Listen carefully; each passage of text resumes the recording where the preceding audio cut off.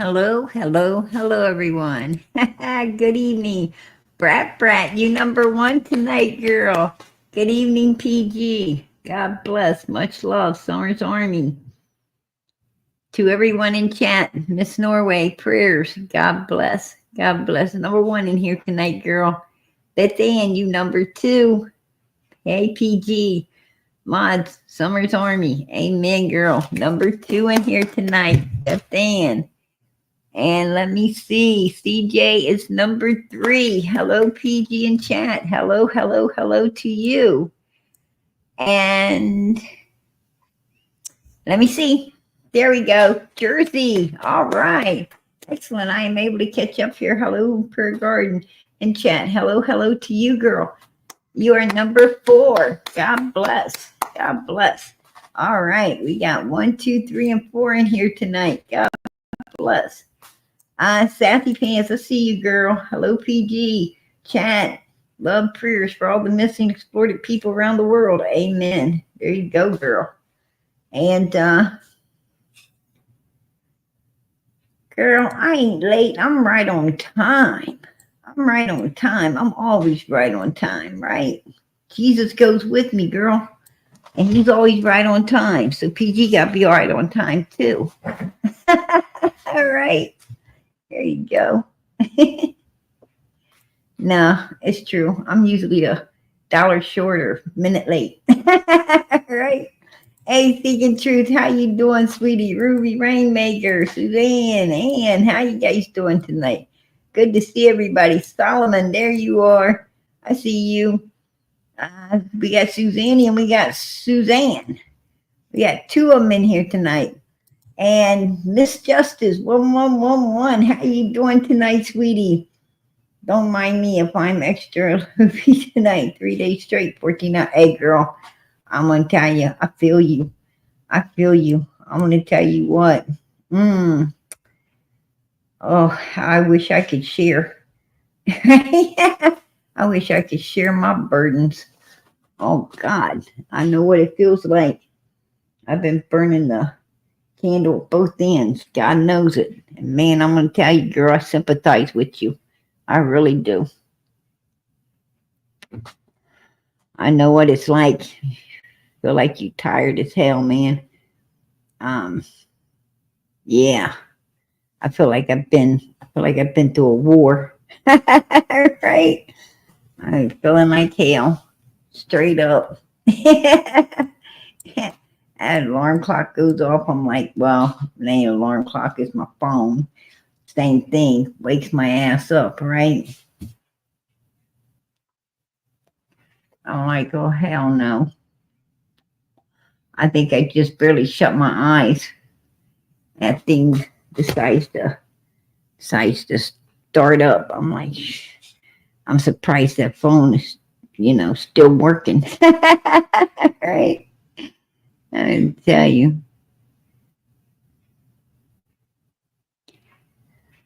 Oh, she says, but I'm still excited tonight. Yeah. Praise the Lord. Hey, crazy retired lady, how you doing, sweetie? Says, hey, PG in chat. Good to see you all. God bless, girl. It's good to see you too. Really, for real. It's good to see you. It's good to see all y'all. Listen, I'm gonna get right to it tonight, and at the end, and when I'm finished, with what's most important, I'm going to have a few things to say. Mr. Andrew, right? Mr. Andrew, I know you talking BS. PG knows everything, right? I know everything. I don't even have to be here. I know everything. Now I'm going to tell you something, right? Everywhere's got eyes. It's not just the heels. Everywhere has eyes. They got mouths too. And I know everything. Listen, you don't want to come at PG sideways. At the end of this live, I'm gonna have a few things to say. And Ziggy, you're another one. Got some stuff to say about your lives too. You and Andrew, you are two peas in the same pot, right? I want to tell you, I'll be taking care of all of that at the end of the live. But for right now, I got other things that's more important. Summer Moon, Utah Wells. That's way more important to PG. Anyway, what I want to talk about tonight is Ronnie Lawson, right?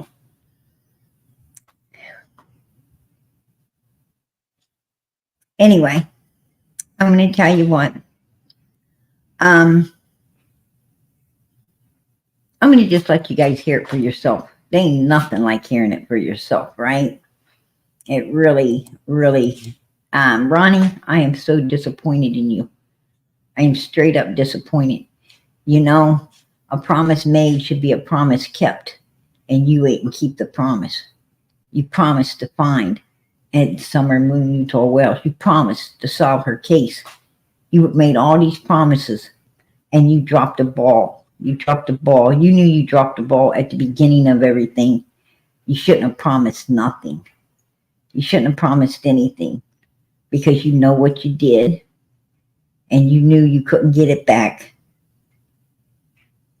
Just shouldn't have promised nothing. You disappointed a lot of people. A lot of people. A lot of people out here have faith in you, and you made them lose all that faith. You made them lose it all, including PG. Straight up. I don't like people that make promises and don't keep them. It's just so wrong. You should have fought harder, and you should have tried harder, and you could have got more done. You didn't.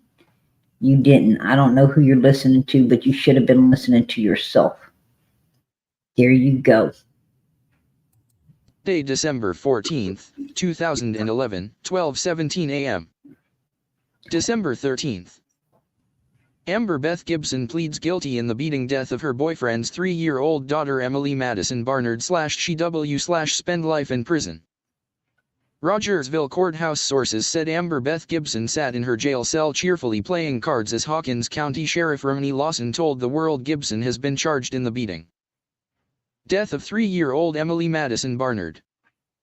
When Emily's father, Eric Barnard, received the news shortly after a Tuesday press conference, he began to cry, according to his attorney, Mark Stapleton. Tuesday morning, Lawson announced that Gibson, 25, has been charged with first-degree felony murder and aggravated child abuse in the July 23 beating of Emily, which resulted in the child's death 2 days later on July 25. The child was brain dead on July 23 and was kept alive for the purpose of forensic investigation, to monitor healing of her injuries, which established a timeline for when the injuries occurred. It was nearly 5 months overdue, but the autopsy report was finally released to the sheriff's office and prosecutors on Friday, in time to be presented to the Hawkins County grand jury Monday. It stated that Emily died of multiple blunt force trauma to the head. Gibson had been suspected of killing Emily since day one. She was Eric Barnard's girlfriend at the time and was reportedly babysitting the child the morning of July 23. The Hawkins County Sheriff's Office was waiting for the autopsy report to arrive before charging Gibson, who has been held in the Hawkins County Jail on an unrelated robbery charge since July 23. Shortly before the press conference was to begin Tuesday morning, Judge John Duggar signed a gag order in the case. Lawson stated during the press conference he is now prohibited from discussing evidence in the case. Prior to the gag order being signed, however, Lawson described Emily's death as one of the most heinous events he has witnessed in his 30-plus-year law enforcement career. Emily suffered bruises all over her body, including massive head injuries. This child suffered, Lawson told the Times News in July. Gibson's bond has been increased from $250,000 for the robbery charge to $500,000. And she is scheduled for arraignment on the murder and child abuse charges in Hawkins County Criminal Court on February 3. Gibson will also appear in criminal court Thursday for arraignment on a new, unrelated robbery indictment handed down Monday by the Hawkins County grand jury that stems from the beating and robbery of an elderly Rogersville man in June 2010. The morning of July 23, Hawkins County rescuers responded to a call of an injured child at a camper residence on Barnard Road off of Route 31 in the Mooresburg community in far western Hawkins County.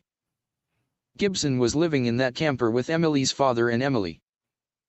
Police say that when rescuers arrived, they found Emily suffering bruising all over her body, as well as severe head injuries. Investigators said Gibson was babysitting Emily at the time the injuries occurred while Eric Barnard and Eric's father, Bill Barnard, were out working, clearing brush. Bill Barnard was Emily's legal guardian, and Emily was supposed to be living with him at the time of her death. Gibson allegedly stated to police initially that Emily had acquired the injuries from a fall. Emily was flown via rescue helicopter to Johnson City Medical Center, where she died from her injuries the afternoon of July 25. Lawson previously told that Gibson was suspected of causing the injuries because she was the only person with Emily at the time the injuries are believed to have occurred. Eric Barnard, who is currently working out of state with his father, declined to speak about Gibson's charges, although he did authorize his attorney, Stapleton, to answer some questions on his behalf. Stapleton said he spoke to Eric Barnard shortly after Gibson's charges were announced. He said Barnard immediately broke down crying and has been on an emotional roller coaster ever since, with feelings ranging from anger to sadness to guilt. The charges against Gibson didn't provide Eric Barnard or other family members relief, however, because they know this is only the beginning of the ordeal, Stapleton added. I can anticipate, having tried these murder cases, that their emotions will continue to be on a swing because of the testimony they will hear, the photographs they will likely encounter. Stapleton said, "This is long from over with regards to Eric Barnard and his family." Stapleton said he didn't discuss with Eric Barnard if he feels guilt about bringing Gibson into the life of his daughter. "I'm sure his heart is broken at different levels," Stapleton said. Any fond feelings Eric Barnard had for Amber Gibson disappeared when she called him July 23 to say Emily had been injured, Stapleton said. "I think his emotions turned at that moment and continue to get further away from Amber," Stapleton said. "I think he's glad that the sheriff's department has her instead of him. I'll say it that way. He's very angry." No motive for the beating of Emily Barnard has been released to the public, but drugs are suspected to be a major problem in Gibson's life. In the June 2010 aggravated robbery case, Gibson is accused of actually striking an elderly man over the head with a tire iron from behind before taking $300 in cash, despite the fact that she allegedly had two male accomplices. Gibson is also charged in the December 2010 blind date robbery of a man with the intent of stealing the man's pain medication. A female accomplice allegedly set Gibson up on a blind date with a man known to be disabled and on pain medication. During the date, Gibson allegedly asked the man about his pain medication, sent text messages, and then lured the victim to a rural location where two other male accomplices allegedly robbed the victim with a shotgun. Lawson said he commended the hard work and dedication of his detectives, the Tennessee Bureau of Investigation, Attorney General Berkeley Bell's office, the Department of Children's Services, medical staff at Johnson City Medical Center, and the Division of Forensic Pathology at the Quillen College of Medicine, to get this serious and tragic investigation where it is today. Amber Beth Gibson pleads guilty in the beating death of her boyfriend's 3-year-old daughter Emily Madison Barnard /SHW/ spend life in prison. On March 2, 2010, Emily was removed from the custody of her mother, Angie Barnard, and placed in the custody of her maternal great-grandparents, Ken and Teresa Harmon of Rogersville. The reason for the custody removal, as cited in court documents, was related to a truancy matter involving Angie Barnard's juvenile sister, who she was also caring for. The Hawkins County Juvenile Court temporary custody order states, as of March 2, 2010, it appeared that Emily Barnard was determined to be dependent/neglected. In January, however, the Harmons agreed in juvenile court to transfer Emily's custody to paternal grandfather Bill Barnard of Mooresburg, who is the father of Emily's father, Eric Barnard. Eric Barnard was living with his father at the time of the January custody change. The Harmons stated Wednesday they agreed to the January custody transfer because Emily adored her father, and Eric Barnard had plans to eventually petition the court to regain custody. That wasn't the way it worked out, and somehow when Eric moved out Emily was allowed to go with Eric, Teresa Harmon said. During those same months, Gibson's alleged criminal activity was leading her to a date in Hawkins County Sessions and criminal courts. Gibson already had an extensive criminal record, including a felony conviction for facilitation of manufacturing methamphetamine in 2007. Now, now listen. This girl, this particular woman, had, as you heard, manufacturing illegal substances. She also had been involved in not one, not two, but 3 different encounters, right? 3 different encounters with gentlemen who, that she put through a lot, right? She put through a lot. One of them, she even, used a crowbar, right? You're going to hear about that one too. And, she did a lot of bad stuff.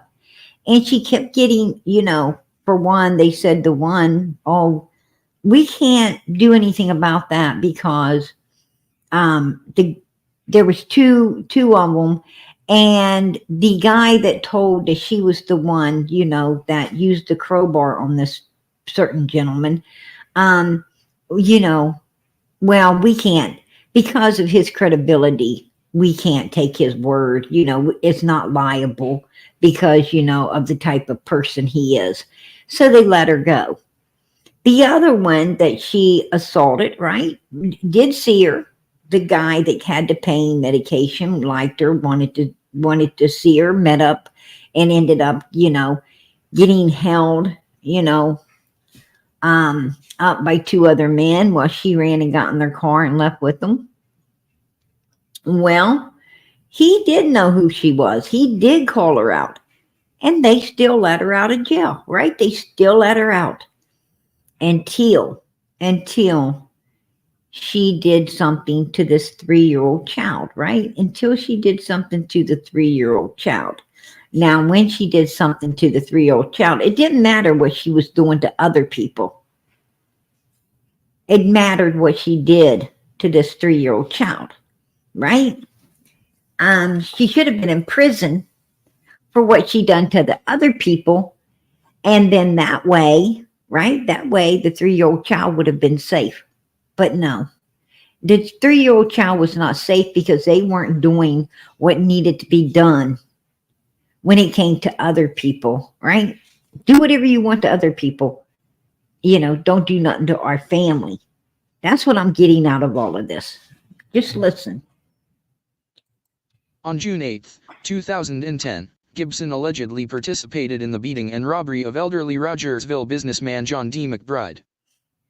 One of the suspects, Michael Darren Knight, was arrested the same day and identified by McBride, but McBride couldn't identify the person who struck him from behind with a tire iron. In a statement to the Hawkins County Sheriff's Office the day of his arrest, Knight implicated Gibson as the person who struck McBride in the head with a tire iron and took $300 in cash from his pockets. Knight stated that the two fled on foot and later caught up with each other. Knight told deputies the two shot some of the pills they bought with the stolen cash before Knight took Gibson to her job. Knight was arrested a short time later in his car, which had been identified by witnesses. Hawkins County Sheriff Ronnie Lawson said his detectives were told by the Attorney General's office that there wasn't enough evidence to charge Gibson in the McBride robbery because the victim couldn't identify her, and the word of the alleged co-defendant wasn't credible. Did you hear that? Did you hear that? Oh, the co-defendant was not, his word wasn't credible. So they let her walk, right? They let her walk. They didn't care. When it was, when it was the older gentleman, having to end up in a hospital, $300 took out of his pocket. When he was going through a lot of pain, right? And the misery because of what happened. Maybe he had complications, even later from all of that. Nobody cared. Nobody cared about this woman, right? They didn't care. But as soon as this 3-year-old child becomes part of the case, Well, all the tables start turning then, right? All the tables start turning then. Gibson wasn't so lucky on January 25th, however, when she was implicated in the highly publicized blind date robbery in Rogersville. On that day, the male victim was allegedly introduced to Gibson by a mutual friend for a blind date. According to the co-defendants' statements, the motive for the robbery was to steal pills from the victim, who is disabled. The two went for a drive, and eventually Gibson asked the victim to stop on Flora Road near the Halston River so she could smoke a cigarette. At that time 2 men arrived in a vehicle, one of whom was allegedly holding a shotgun. Gibson allegedly got into their car while they robbed the victim, and then the 3 drove away. The mutual friend, the 2 male robbers and Gibson were all charged with aggravated robbery, although Gibson's arrest warrant remained outstanding until April when police finally caught up with her. She was released from the Hawkins County Jail on $5,000 bond shortly after her arrest and was allowed to remain free on that same bond last month after being indicted on a charge of aggravated robbery by the Hawkins County grand jury. There you go. There you go. Even after doing all of that, after doing all of this evilness to other people, she's out on a $5,000 bond, right? She's out to hurt and destroy more innocent humans, right? And just so happens the 3-year-old child was the next innocent human, right? The 3-year-old child. Gibson wasn't charged with the June 8, 2010, robbery of McBride until Saturday while she was being questioned about Emily's injuries. Police say that during that interview Gibson admitted to participating in the McBride robbery, and she was charged with especially aggravated robbery. Knight has already been sentenced to 15 years for his part in the McBride robbery. According to Bill Barnard, his son Eric and Gibson had been together for about 2 months, and the two moved into a camper on Bill Barnard's property temporarily until a permanent home could be found. Bill Barnard said although he was the legal guardian, he allowed Emily to stay with her father and Gibson because the child loved her father and wanted to be with him. Bill Barnard said he felt it was best for the child to be with her dad. Bill Barnard told the Times News Wednesday he believes the justice system failed Emily and failed his family. He claims he didn't know about Gibson's past, or the crimes she was accused of. He said law enforcement should have informed him that a woman living on his property with his son was accused of one armed robbery and a suspect in another. She should have been in prison a year ago, Barnard said. This never should have happened. And you know what? He was right. He was absolutely right. That should not have ever happened. When someone is that violent, right? When someone is that criminally violent, they shouldn't even get a bond. They should go straight to prison. They shouldn't be allowed to come back out and possibly run and make a lot of other people their victims before being caught again. That should not happen. They know that this person is very violent, very capable of completely destroying someone. And when you have all of that information, no bond should be set, right? No bond should be set. Rogersville, 10 Amber Beth Gibson was already jailed on robbery charges. Now, she's charged with brutally murdering 3-year-old Emily Barnard. She is charged with first-degree murder, aggravated child abuse in the death of Emily Barnard, said Hawkins County Sheriff Ronnie Lawson. The district attorney says Barnard died from multiple traumatic injuries to her head. After the toddler was found unresponsive at her father's Hawkins County home back in July, Sheriff Ronnie Lawson called the case horrific. Looking at the evidence so far in this case, after doing this 34 years, it's devastating. Devastating to me and all the officers, this little girl suffered, said Lawson during a July interview. Amber Gibson was Emily's father's girlfriend. The toddler was spending time with at the couple's Mooresburg home when she was found unresponsive. After months of waiting on the autopsy report, Emily's great-grandmother wants to know what Gibson has to say. I would like to hear what she has to say, said Teresa Harmon, not that it matters or I will accept it, cause there is no excuse, I really want to hear what she has to say. Moments before Sheriff Lawson was expected to release more details in a press conference, a judge handed down a gag order. Now, everyone involved in the case can't talk about the details. The autopsy report is off limits to the public until trial. We asked about a motive, how young Emily died, and if more charges could be filed against anyone else. All questions went unanswered because of the judge's order. Tuesday's limited information was welcomed by Emily's family, who've been waiting 5 months. Gibson was already jailed on an unrelated robbery charge. As part of this investigation, the sheriff says they've been able to file more charges in the robbery case. A third suspect was arrested. Police say Gibson and 2 men broke into a home in 2010 and severely beat an elderly man and robbed him of $300. Wednesday, December 14th, They broke into a man's home and got $300. Then another businessman, her and the guy attacked and got $300. Another man they attacked, right? That was disabled because they wanted his pain medications. Oh, come on. All of this, and she was still free, right? When you're bothering someone else's family, hurting someone else's family, it's like, who cares, right? In Tennessee, who cares? Nobody cares, right? 2011, 12:17 a.m. December 13th. Amber Beth Gibson pleads guilty in the beating death of her boyfriend's 3-year-old daughter Emily Madison Barnard/SheW/spend life in prison. Rogersville courthouse sources said Amber Beth Gibson sat in her jail cell cheerfully playing cards as Hawkins County Sheriff Ronnie Lawson told the world Gibson has been charged in the beating death of 3-year-old Emily Madison Barnard. Ronnie Lawson. While she sits happily playing cards, I'm going to tell you something. They already had her in jail, right? They already had her in jail on another charge. And they went in there and really interrogated her. You know, like Don Wells, he was in jail on another charge, right? On a different charge, he was in jail. But they wasn't in there interrogating Don Wells. They wasn't interrogating Don Wells. Ronnie Lawson didn't say, hey, Donnie, we need to take you and your wife and grandma and the kids, split you up in four different sheriff's cars, and we need to transport all of you downtown to be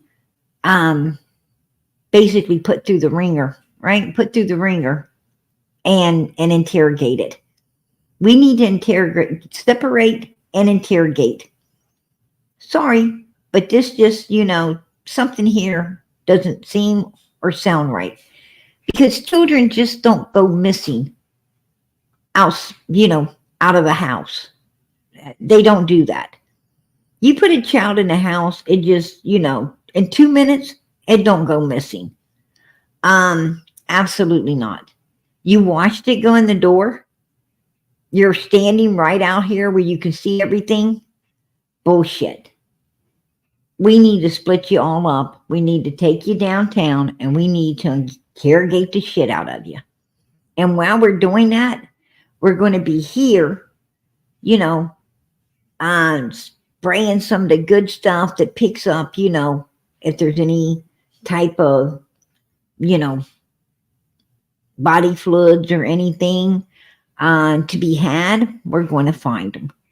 And we're going to be fingerprinting all the doors to see whose big fingers are on all the doors, inside and out. Right? We're going to be doing quite a bit of stuff. Matter of fact, we're going to be fingerprinting the railing and the steps going down into the basement to see if there's any fresh fingerprints that belong to this child you said went down the basement. Because if indeed she went down there, we're going to find some. But you know what? They didn't do anything, did they? They didn't do nothing. They did take fingerprints inside and outside the basement door, you know, to only find out that no, Summer's fingerprints weren't on there, right? There were no fresh fingerprints of Summers on that door whatsoever, at all. Matter of fact, there wasn't even no fresh fingerprints, right? Of Candace's. Meaning that when she went down the basement, she didn't even check that door, right? She didn't even get near it. They know that. Total bullshit. Total bullshit. They definitely was none of Summers.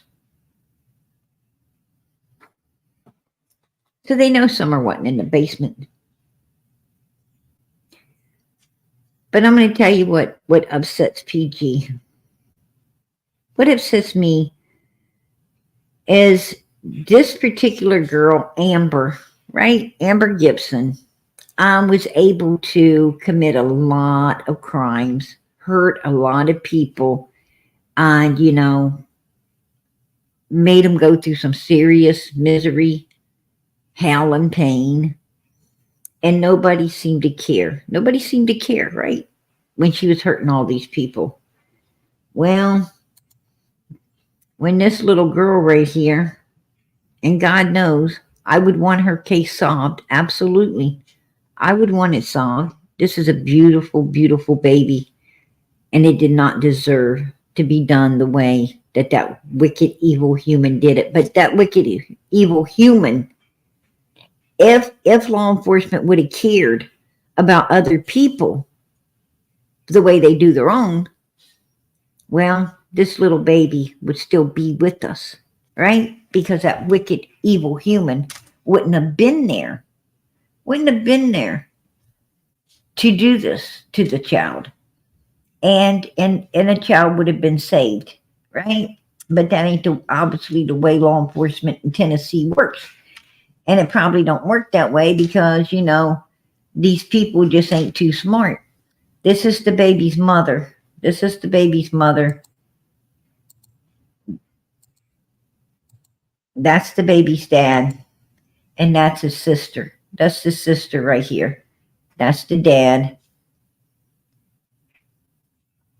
And the last two pictures are the mother.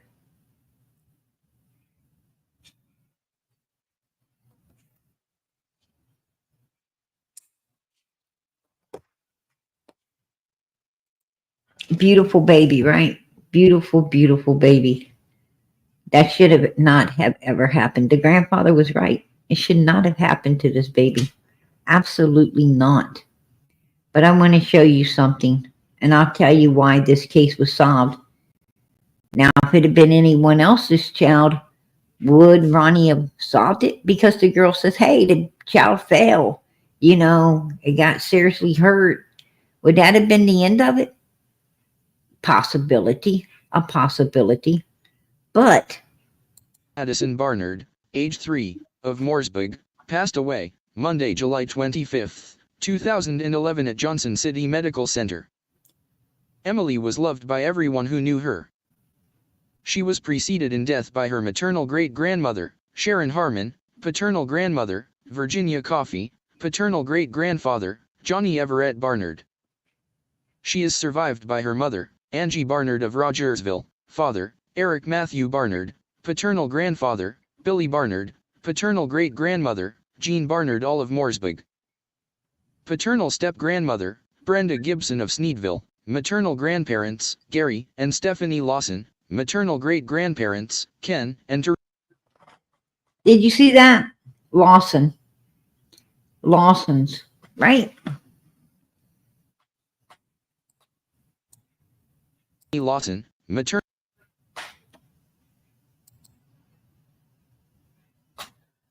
Stephanie Lawson. There you go. Lawson. The little girl was related to the Lawsons. That's why her case got solved, right? Her case got solved. She's a Lawson. She had connections to the Lawsons. Summer don't have no connections to the Lawsons, does she? She don't have any. Ronnie can solve all the cases, right? All the cases when it comes to Ken. But, you know, like the man, the man that was disabled, we ain't gonna solve his case. The other man, oh, you can't identify who came up behind you. Well, we're not gonna take the word of the other guy telling us who it is. If you didn't see him, then hey, ain't nothing we can do about it.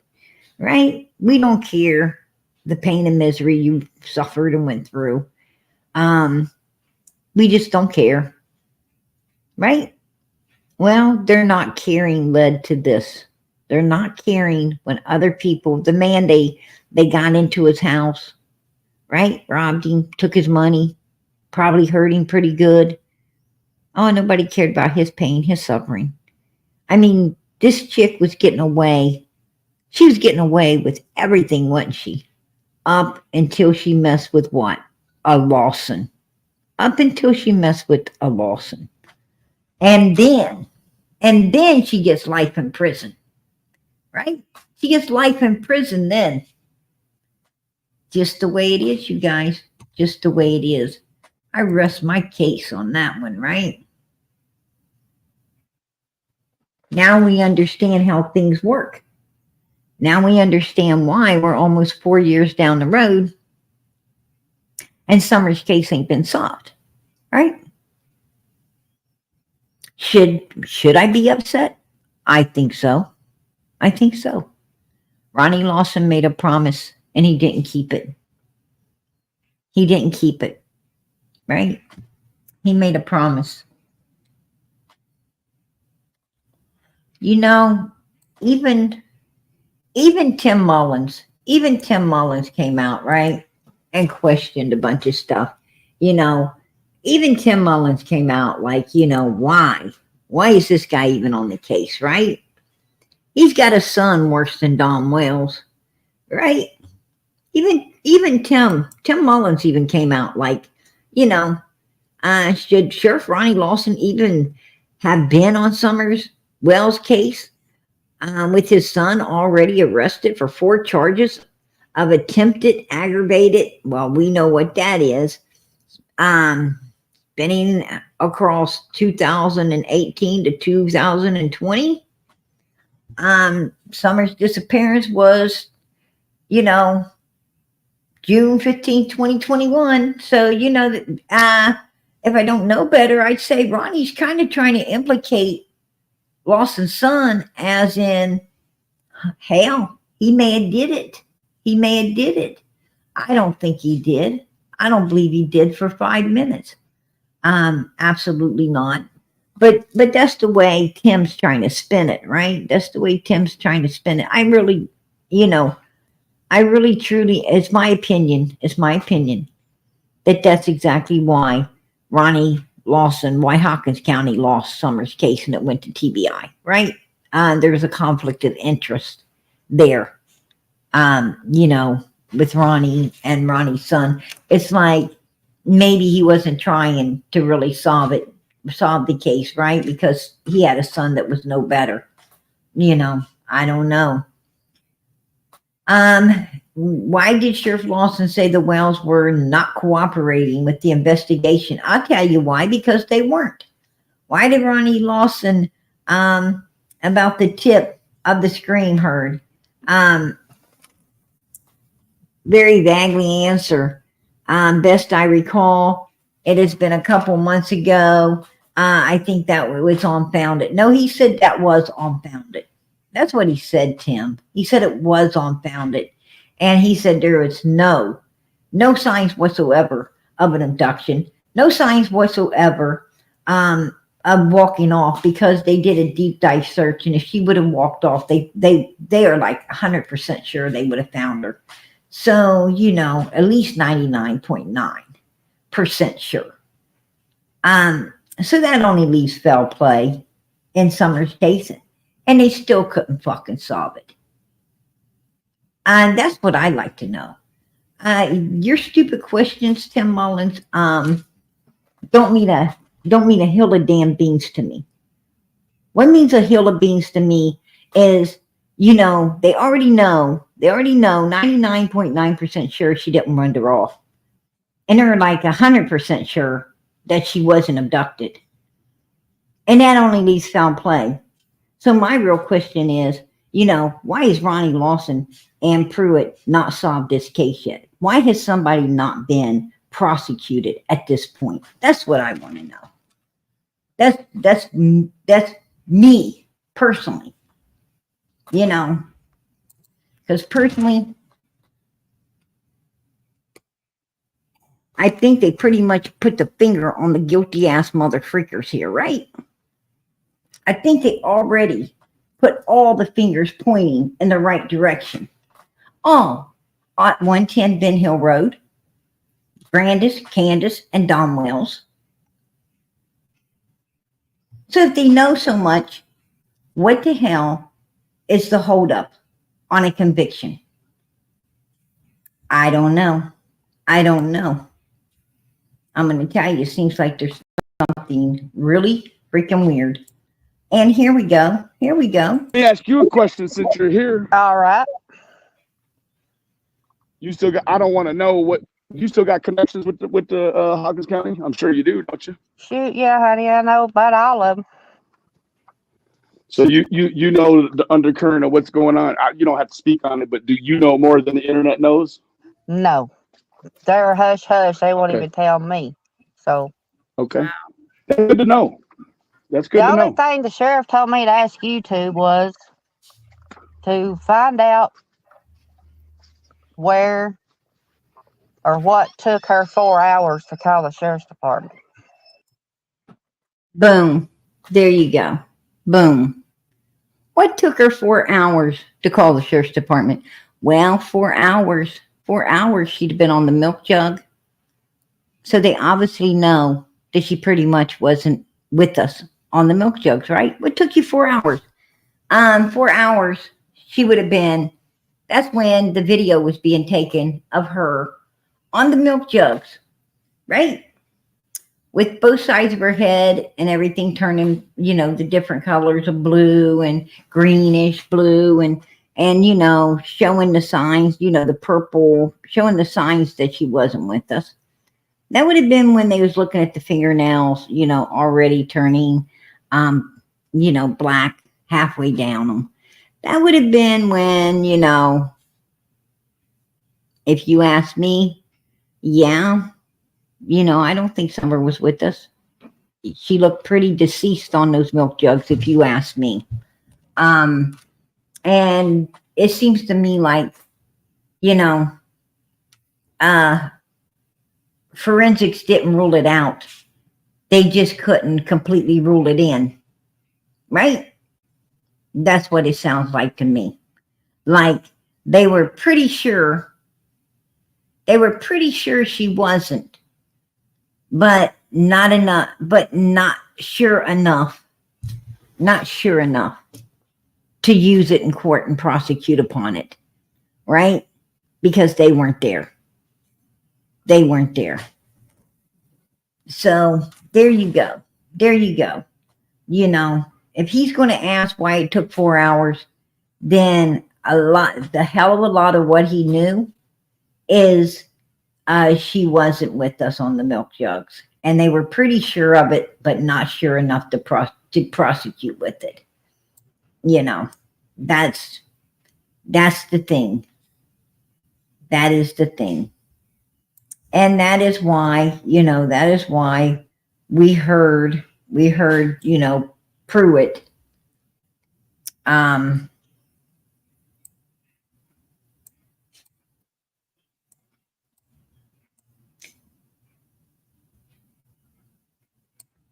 saying that, he didn't think that, Summer is, well, would hope that she is still alive somewhere, but we also have to be open to the idea that is no longer a possibility. we need to be open to the ideal. We need to be really, I mean, you know, Pruitt knew as well. Pruitt knew as well, right? They knew. And like Ronnie Lawson said, you know, he was had to be chasing a lot of things that had nothing to do, with, you know, with everything. So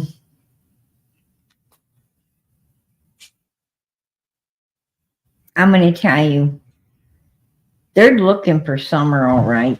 They're looking for, but they're not looking for, you know, up and moving.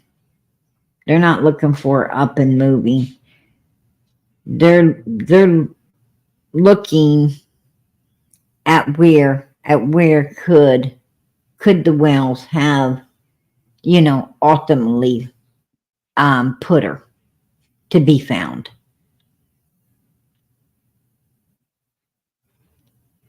And the Wells, you know, the Wells from day one have let us know that Summer is not, you know, with us. The Summer, you know, we'll see her in the resurrection, says Donald. Oh, Summer always be with me. I gotta put my boys first because my boys are still here. They're alive in Child Protector Services.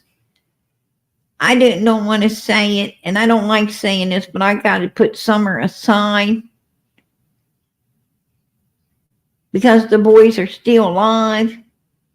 All Summer always be with me, right? Goofy ass Candace, right? That's Goofy Candace's words. Dirty Dawn, Goofy Candace, right? They let you know. They let you know. I should have knew. Well,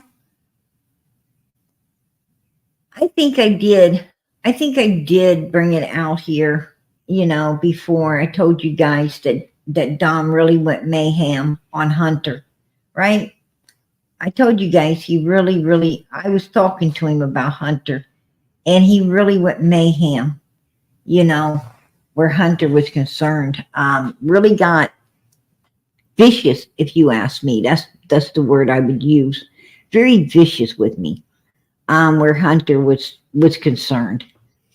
And you know, it kind of threw me back. It kind of threw me back in my seat because I mean, he was sincerely angry. Don Wells was sincerely angered with Hunter. With Hunter, I think maybe he thought the boy wouldn't have what it takes to do it, right? To do whatever they had, you know. Maybe he felt, you know, he wouldn't have had what it takes to do it. I don't know. But he was very, you know, sometimes people have you do things if they think you will. They'll have you do things, and once you do it, you know, they're really angry, right? They're really angry that it was done. Because see, they wanted things done in a heat of a moment, you know, they thought they wanted it done to only realize maybe they didn't. And then they get angry with the person who, you know, who carried it out. And and maybe that's what it all was. Maybe that's what it was, where Don Wells was, all of that anger on Hunter, maybe that's where it was coming from, you know. I mean, and you know, I kind of went at him over Hunter, you know, because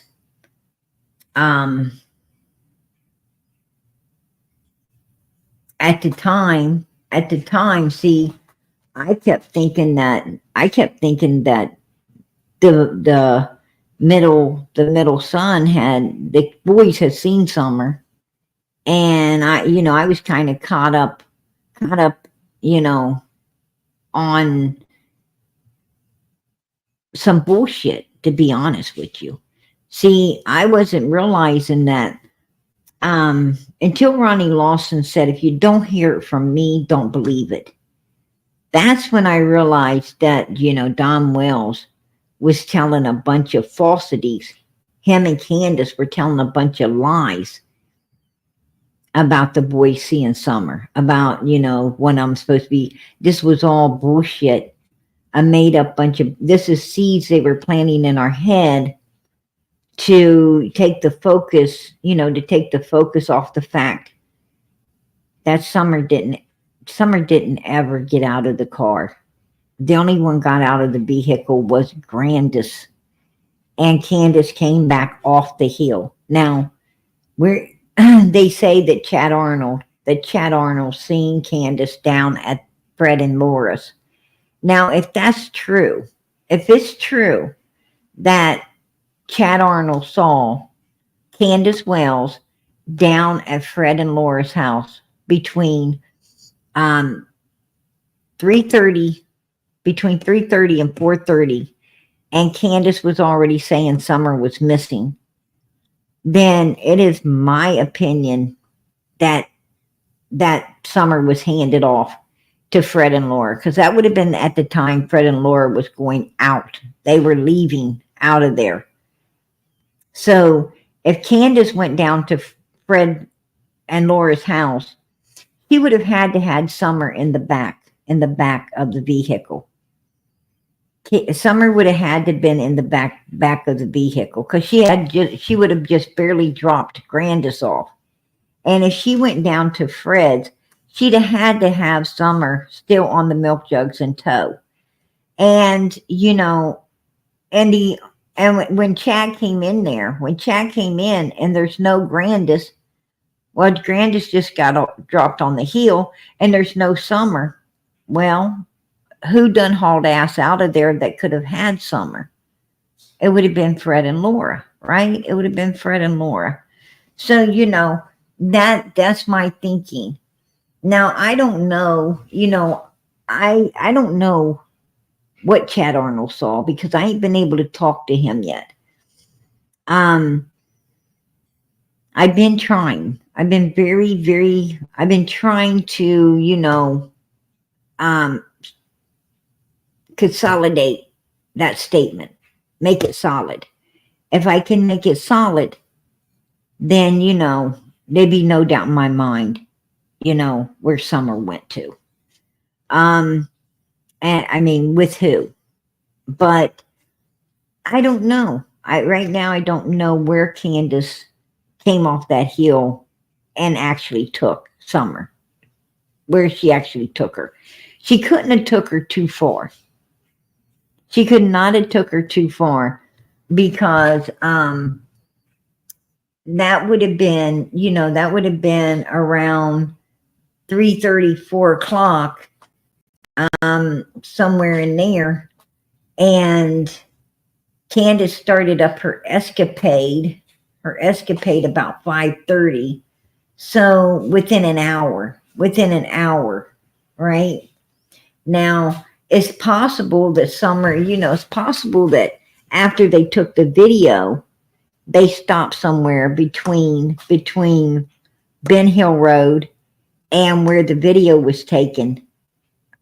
Candace and Grandis could have stopped and stashed Summer somewhere and along that way, right? In some bushes, back in some bushes or somewhere.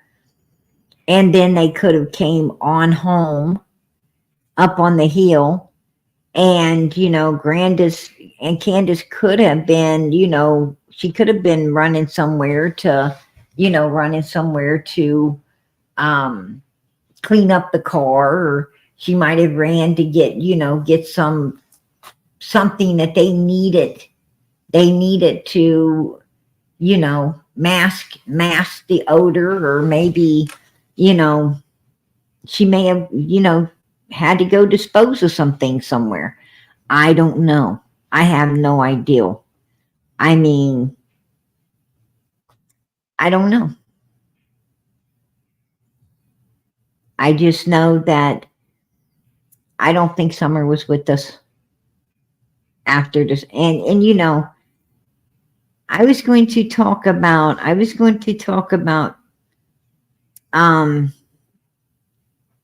Andrew Halt, right? And Hunter's dad. Now, I'm going to tell you something about Andrew. Andrew loves to run his mouth. And listen, Andrew, because I know that you know, I know how YouTube works. And I'm sure someone, you know, an Andrew lover or just a swift to run to trouble human will be videoing this. Somebody in the bushes, you know, will want to make sure they get this little piece for Andrew. And I'm going to tell you something, Andrew. You're the one, right? You're the one right here, Andrew. There you go. There you go. What's this? Really? Hunter is innocent? I'm really not, right? Really not. You don't believe in your son yourself. You need to shut your face. You're the one that came out here and told everybody about him robbing Allie. You said you didn't trust him, that he wasn't coming to your house. That's what you said. Now all of a sudden you're saying, oh, this is why he's trying to get to me. He ain't trying to get to you, Andrew. He don't want to come to you. That boy is happy where he's at, hanging with the riffraff and the garbage and the trash that he hangs with. That boy ain't been no good for a long damn time. And you know it. You know it. He has not been worth 2 cents for a long time. Candace Wells and the people that Allie allowed to come in and basically destroy her children on the riffraff, the outside riffraff, matter of fact, you know, those kids were pretty much living with riffraff anyway, right, Andrew? I mean, I'm going to tell you, I saw Allie and her family, and they were pretty despicable, to be honest with you. They weren't the best people themselves. Those kids were around a lot of freaking ugliness, a lot of sinfulness is what they were around. They were brought up. They might as well have been brought up in the fucking Bronx, to be honest.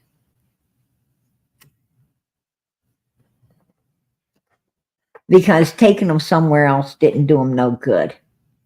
Right? Didn't do them a lick of good.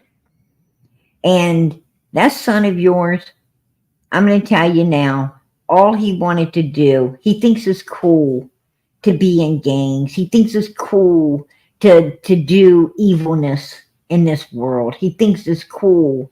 You know what's cool? Getting an education, getting a damn job, and living a right type of life. What's cool is finding God in Jesus Christ and living righteously. What's cool is having a home, having a vehicle, having food on your table and clothes on your back, and being able to look in the mirror and know that you worked for all of that. And nobody gave it to you. You didn't get it from anyone else. You didn't get it the wrong way. You got it the right way. That's what's cool. I'm going to tell you what's stupid and what's ignorant is going out there and trying to take a vehicle away from a young girl with her baby in the back of it. Attacking a little neighbor girl in the middle of the street when you're a grown-ass boy. Picking on people weaker than you. Running around throwing up gang signs because you're a fucking wannabe. And there's nothing freaking gang about you.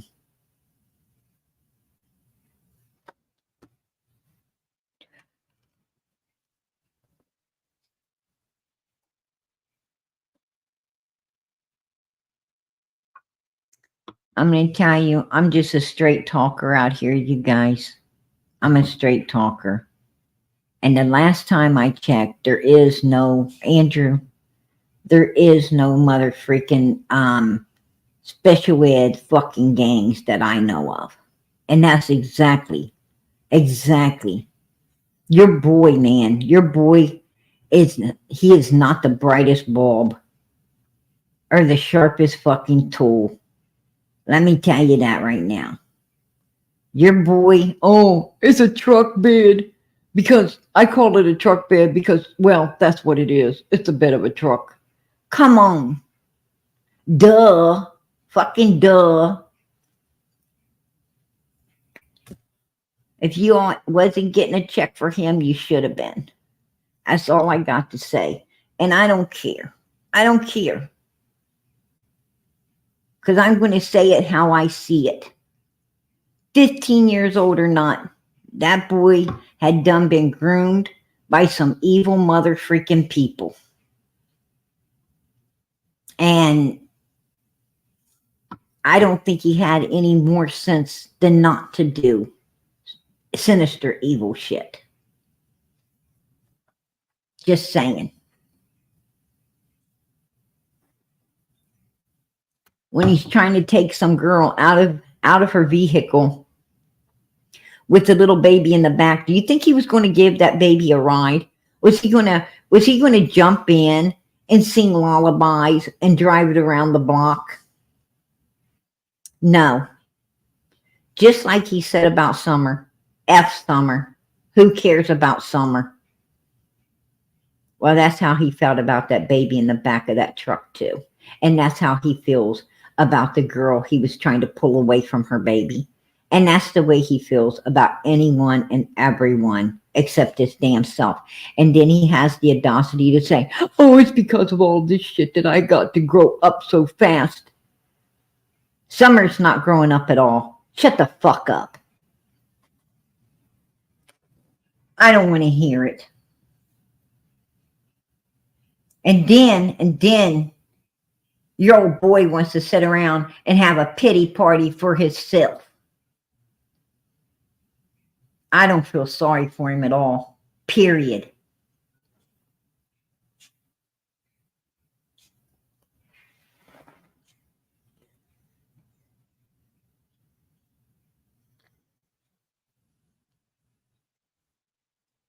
I'm going to tell you something.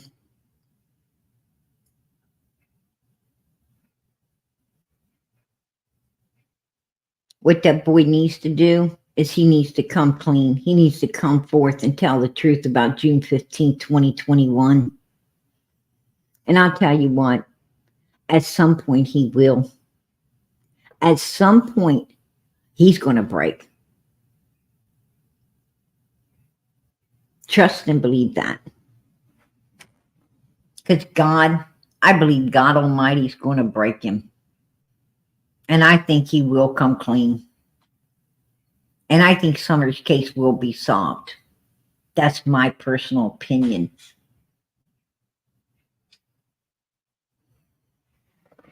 And Andrew, you're a piece of trash too. Because if you wasn't, you'd be getting the answers for that 5-year-old little girl. And what sinisterness happened to her.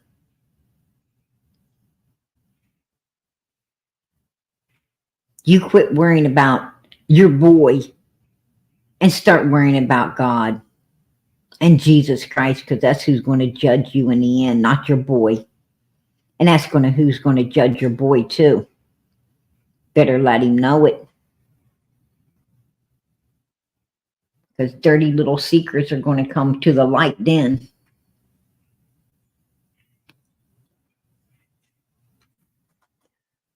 You know, he wants to know why people don't follow the Wells around and say bad things to the Wells.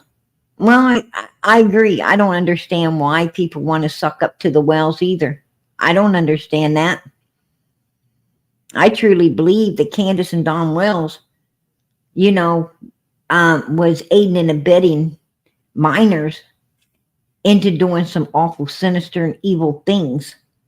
And they were also also doing some evil things to these minors, right? That's my opinion. That's my opinion. And I bet you 10 to damn 1 I'm right. Right? I'm going to tell you something. Candace Wells is as much of a predator as her old man is. They're both fucking predators on children. Those are two sick mother freakers.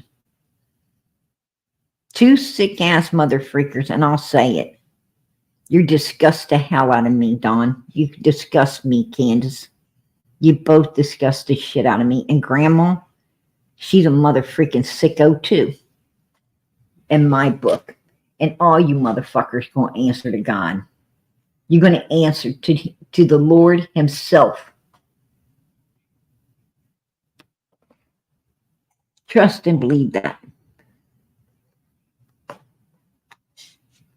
Don't come out here talking crap to me. Andrew's the one that talked about how his son robbed his own mother. He's the one that talked about how he believes it was awful weird that Allison ends up going just like Leslie does. And Hunter is the main thing in both cases, right? Right there, that's the equation.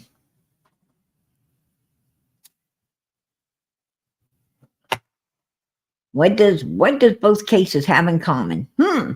Hunter. What does Summers' case have in common? Hunter? Right. A boy that was already very violent. A boy that was already being groomed by a middle-aged bitch, giving him illegal stuff. And if you ask me, was giving him a lot more than that. Right? Hell, his wallpaper is still old middle-aged bitch hanging on to him.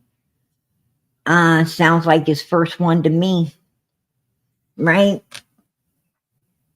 Sounds like he must have liked it. I mean, he's picking Candace, he's picking Candace all hugged up to him before his real girlfriend on his wallpaper. Go look at it. Go look at his Facebook. He ain't got him and his girlfriend. He was so waiting to get back home and spend time with. He was mother freaking wallpaper is the bitch he was spending time with that day. Candace Wells, right? There you go. You tell me.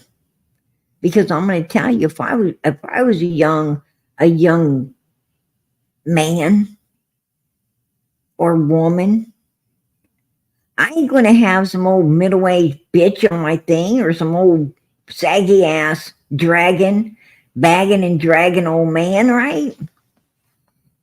I'm not going to be sitting there with some, fart stained underwear, old has been. Who the hell is going to be doing that? My wallpaper is going to be, some, if I'm a young guy, it's going to be some young chick. If I'm a young chick, it's going to be some young, hard-bodied dude. Right? It isn't going to be some poo-poo stained underwear, sagging and dragging old man, or some old middle-aged bitch with their boobs peeking out at her, down around her belly button, right? Was that a boob or was that a belly button I just seen? What the hell is that? Right? I don't know. Hard to tell. Why is it peeking out at your fucking hip? I don't think belly buttons go over there. Right?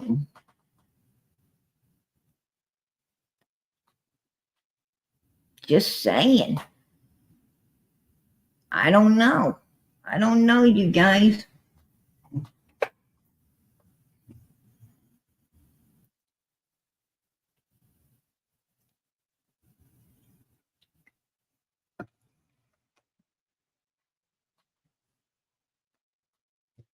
Go look at his wallpaper. I seen it. You know,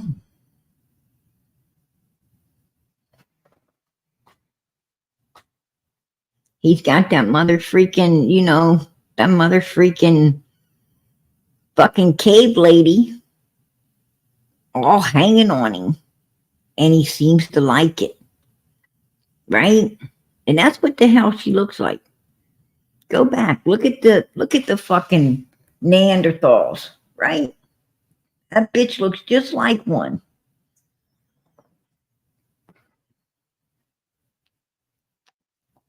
She looks like she looks like she should be, she looked like she should have a fucking Freddie Flintstone costume on. Right? Living in Bedrock instead of Ben Hill.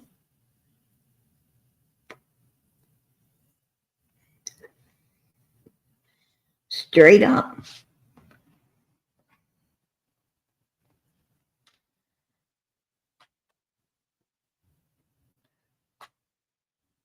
And that's what this boy allowed to groom him. Right? Like I said, they weren't getting a fucking check for that. They should be. That's all I can say. Because I'm going to tell you something. Oh my God. That's fucking ooh, right? That's fucking ooh. Who in the hell? Who in the hell? I couldn't even, I could take all the freaking Viagra in the world and couldn't get a fucking hard on for Candace Wells. That's the truth. All the freaking Viagra in the damn world wouldn't get me hard if I had one. Right? They could stick a bag over her fucking head. Stick a bag on her fucking head. And that fucking body would still turn me off, right?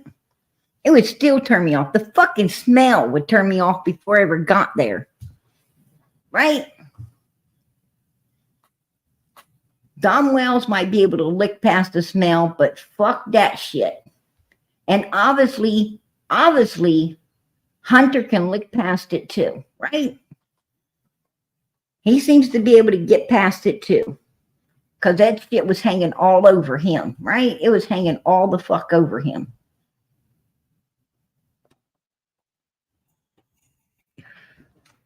Just saying.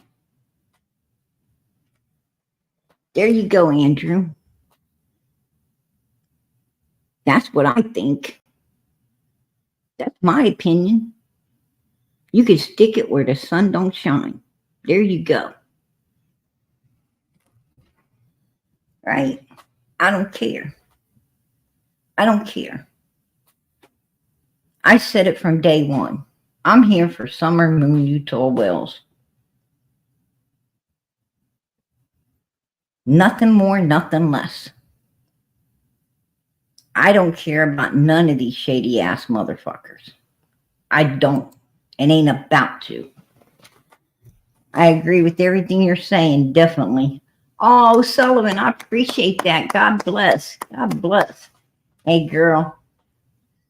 Summer's channel can use that. I so appreciate it. God bless. Amen. Yeah. I just tell it like it is, and I can't tell it no other way, you guys. I can't tell it no other way. This is America. It's America, freedom of speech. And I'm going to tell you, all folks, all people should tell it. They should tell it the way it is. Don't hold back. Don't lose your freedom. Don't lose your freedom of being able to express yourself however you do it. Just do it. Just, man, you got to stand up for something, or your ass going to be falling for anything. You really need to stand up. We got to be accountable. We've got to be accountable in this life. We've got to stand up for what's righteous. And we've got, evil can't survive when righteousness is standing up against it. It can't survive. And we got to take it back, you guys. We got to take back our world. We've got to start standing up and standing against it. It's time to take our country back. It's time to do God's will instead of our own. And I'm going to tell you, God's will is to put on that suit of armor. That's why He gave it to you. Get it on. Get it on and start standing against the wells of evilness. I'm going to tell you, if you don't stand against it, it'll overtake you. If you do not start overtaking it and letting it know that it is not going to be allowed to destroy no one in your path or your presence. We all got to stand up, and we got to start standing as one. There's only one race. It's a human race.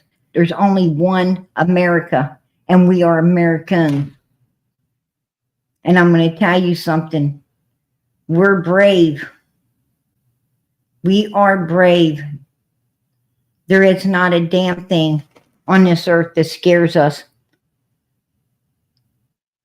other than not doing righteous and ending up in Hades forever. That's what better be scaring you. That's the thing better be scaring you, nothing else. What better be scaring you is not doing God's will and not doing what's righteous in the sight of God.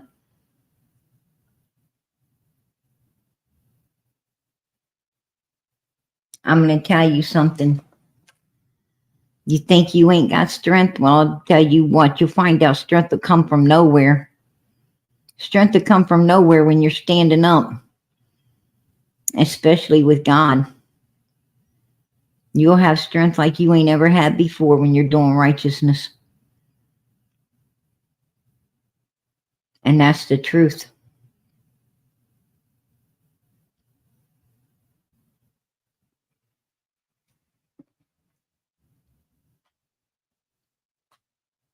Now, I'm not going to back down.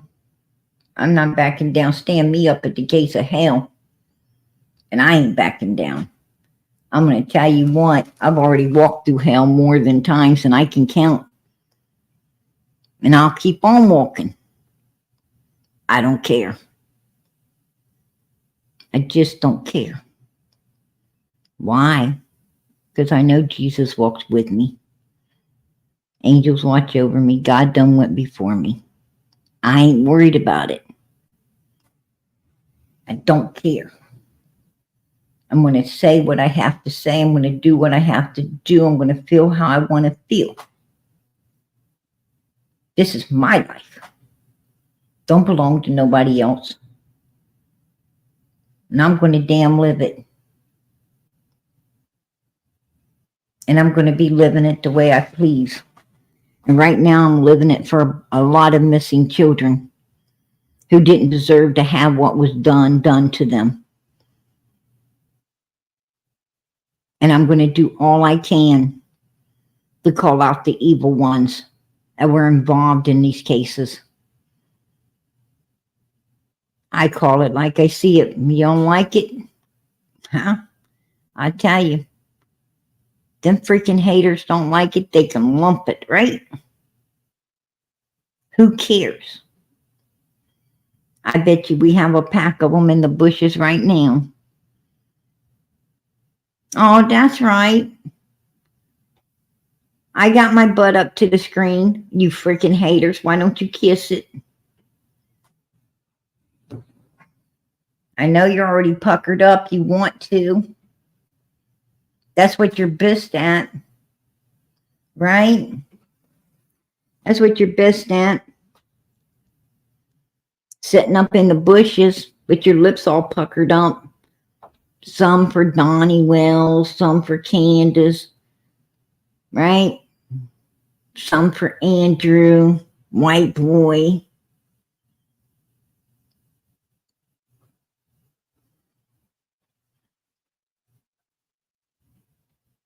Probably them two freaking oversized fucking lollipops, right? Them freaking Siamese twins that we see on a fucking sofa, you know, same size, different sofas. That's about it.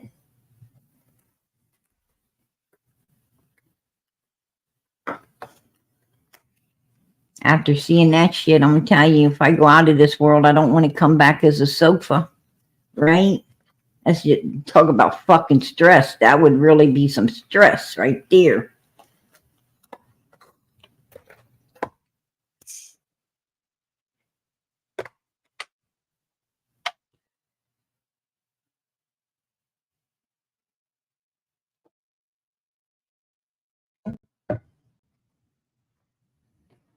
Just saying. Oh, you know they're in the bushes. Moo, moo, moo over. Right? No, you move over.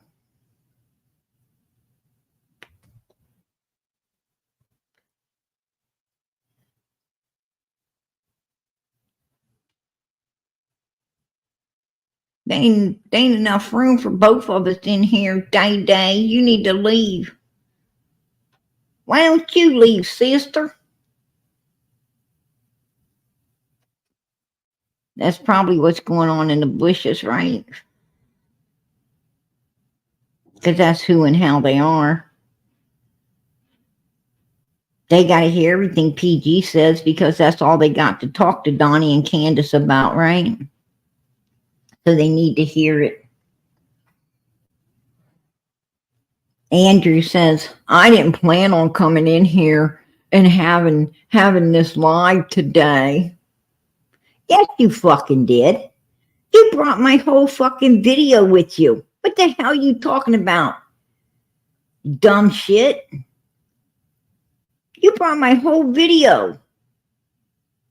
You didn't, that wasn't what you were going to do? Bitch, it had to take you a while to even prepare that. That's exactly what you was going to do. And you still got nobody. You still got nobody.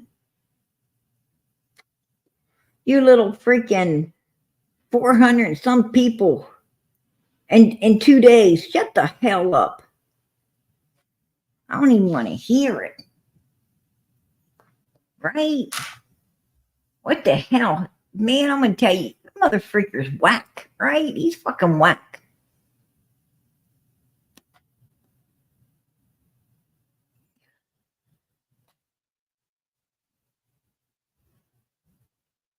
Oh, you got that, sassy pants. You got that right.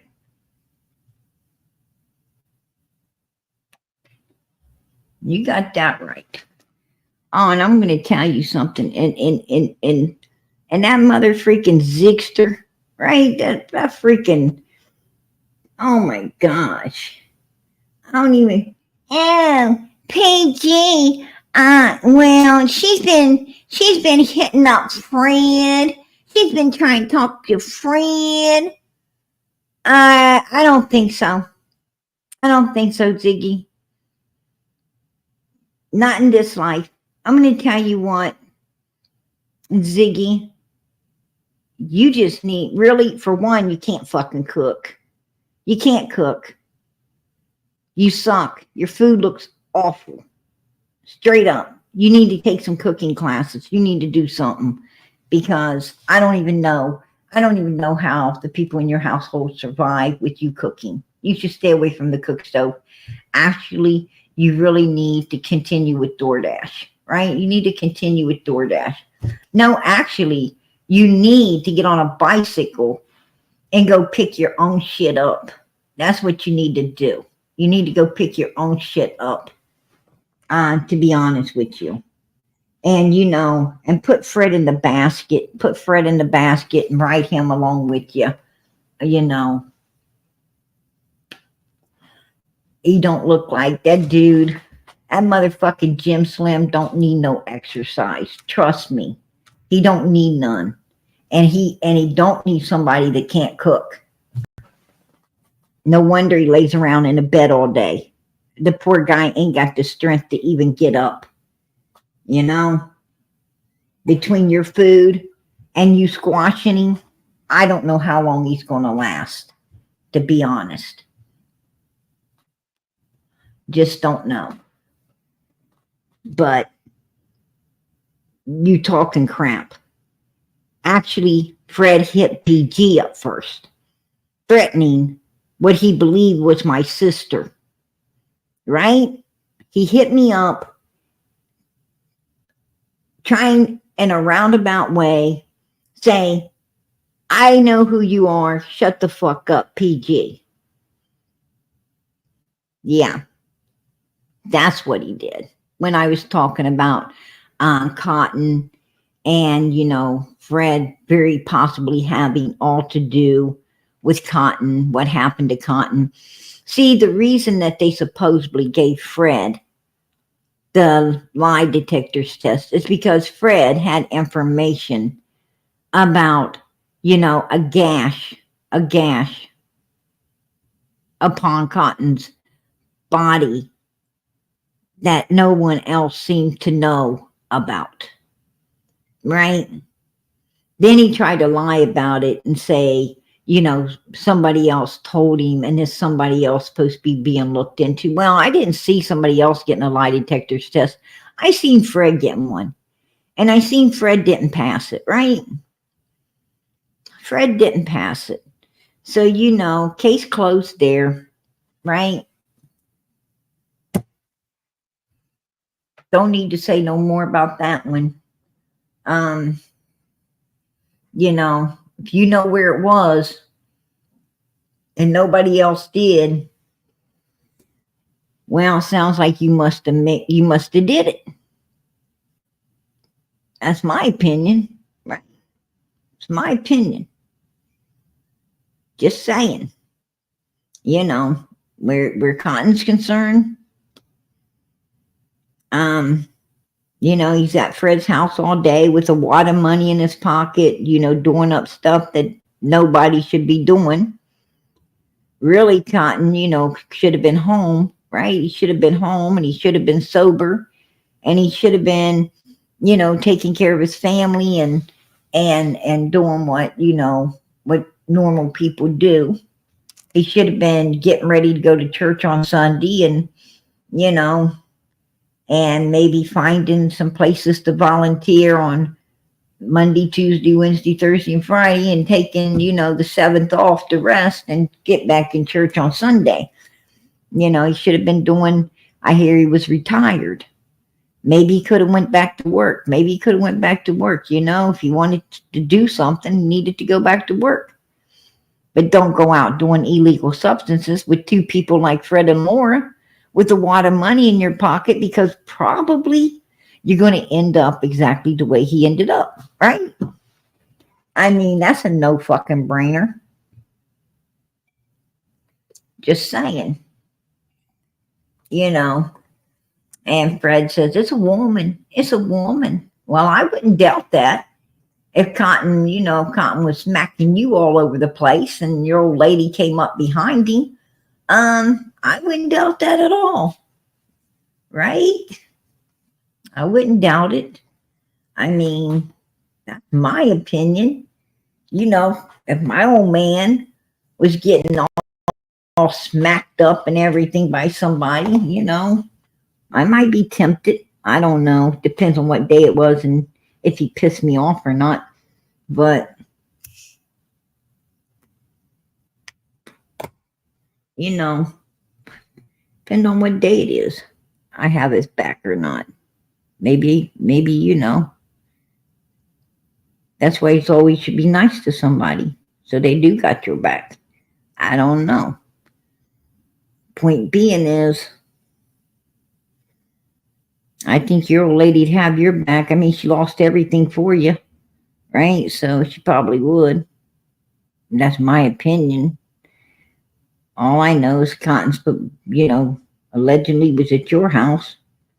And next thing you know, he wasn't nowhere on this earth, you know. He done met his maker. That's sad, but you know, it is what it is. Cotton was a grown man, Summer wasn't. Summer's a 5-year-old little girl, 5-year-old little child, innocent child, full of light and life. She should have still been here.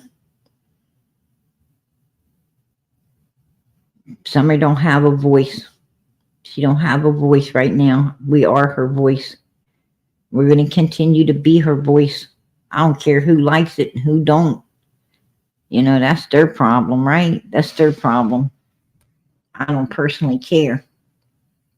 But I'm going to tell you, Ziggy can run her mouth all she wants. You know, I got the proof. I got the proof. You know, he was hitting me up first. He said the word interesting. Interesting, your sister being worried, right? Now, I just assumed, you know, I will not lie. I just assumed it's Ziggy running his damn Facebook. I don't know, it could be Fred. I don't know who the hell's running that Facebook. I just know somebody tried to, you know, send me a picture of this girl saying it's my sister. Now, it ain't my sister. You know, it's not my sister. Unless she's, you know, been baptized and saved. She's been saved and baptized, then yeah, she's my sister, all right. She's my sister in Christ. But she ain't my biological sister, you know, unless, you know, she's my sister by another mother. That could be possible. I don't know what my daddy be doing, right? I don't know. Shit, I wasn't following him around. Could be. I don't know. You know, it ain't like we took a DNA or anything yet, but, you know, her name's supposed to be Morris. Morris? I thought my name's supposed to be Morrison, right? I thought my name's supposed to be Dusty Butt Margaret. I thought my name was supposed to be, freaking last name Miller and last name, like Martin, and the last name, all kinds. I supposed to have all kinds of last names, right? Now it's freaking Morris. Oh, Morris, time for din-dins, right? Ain't that some kind of freaking kitty cat commercial from way back in the day, right? I believe it was. I believe it was. You know, just like some freaking some Chuckwagon freaking commercials and stuff. If you watch old commercials, you see all this stuff. But yeah, I thought that freaking, now my name's Morse. You know, I like Morrison better. I like it better, you know, but I like Martin, you know. And then they say that some other lady's my sister. I can't even remember. Yeah, Dusty Butt Margaret. I like Dusty Butt Margaret. That's the name I prefer. Dusty Butt Margaret. I think there's a ring to that, right? It's kind of catchy. Dusty Butt Margaret. You know, sounds so sexy. Oh, hi. My name's Dusty Butt Margaret. Right? If that don't run them off, nothing will, baby. But yeah, you know, I don't know. I've had so many mother freaking names out here. It's pathetic, right? It's pathetic. But who cares? Who cares? Now my name's Morris. I got a sister. She's blonde-headed. She's pretty. She's pretty. I gotta say that. I don't know who the chick is, but she's pretty. I think it's somebody in my chat. I think it's someone in my chat. But she is pretty. And but he said the word interesting. And then I laughed. I laughed because, I found it to be damn funny that, I got a new last name. Uh, you know, they took the O and the N off of it and just said Morse. And I actually found that to be hilarious because, I got a good sense of humor like that, right? I got a good sense of humor. And then, which I'll be bringing it out. I'll be bringing it out. Interesting. Your sister is concerned, is what Freddie said to PG. And I put laughing faces because I found it to be funny. And then I gave him something. I said, interesting. The same word he used. I found Ziggy trying to dance with you. Oh, you guys will love this one. And he laughed, right? He laughed. And then I said to him, looks like Ronnie has not one issue solving cases for his own, right? Not Summer, right? And I sent him a thing that I had sent a lot of people, about this 2011 case that contained the little girl related to the Lawsons, so, and then his response, hold on, I can't remember what the hell his response was because I don't really care that much, right? I don't really care that much.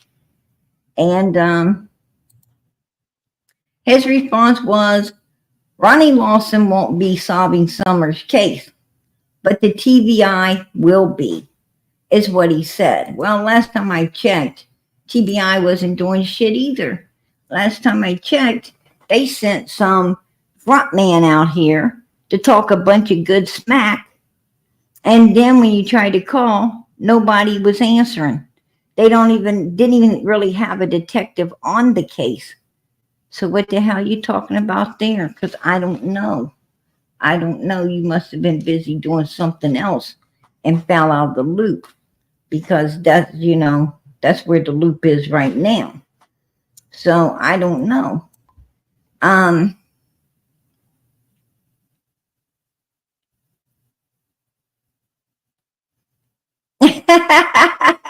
Yeah, you might be my sister if you're feeling dusty, but exactly.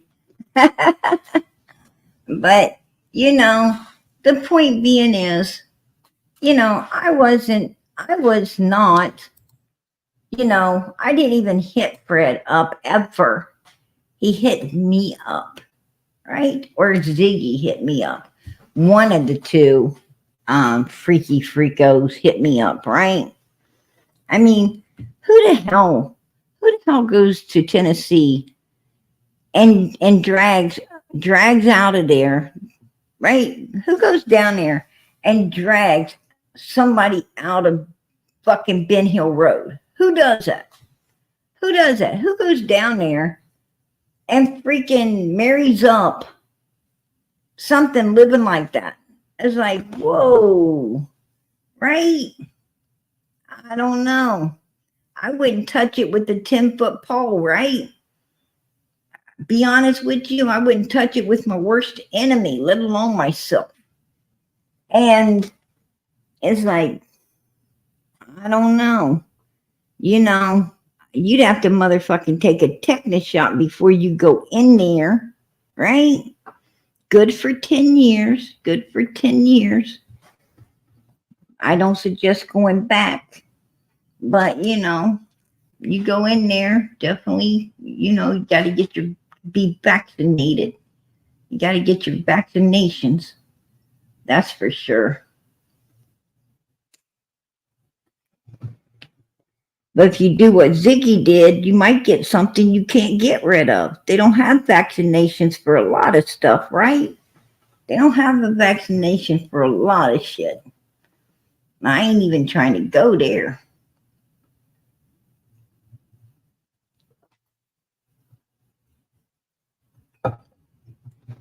Oh, hell no.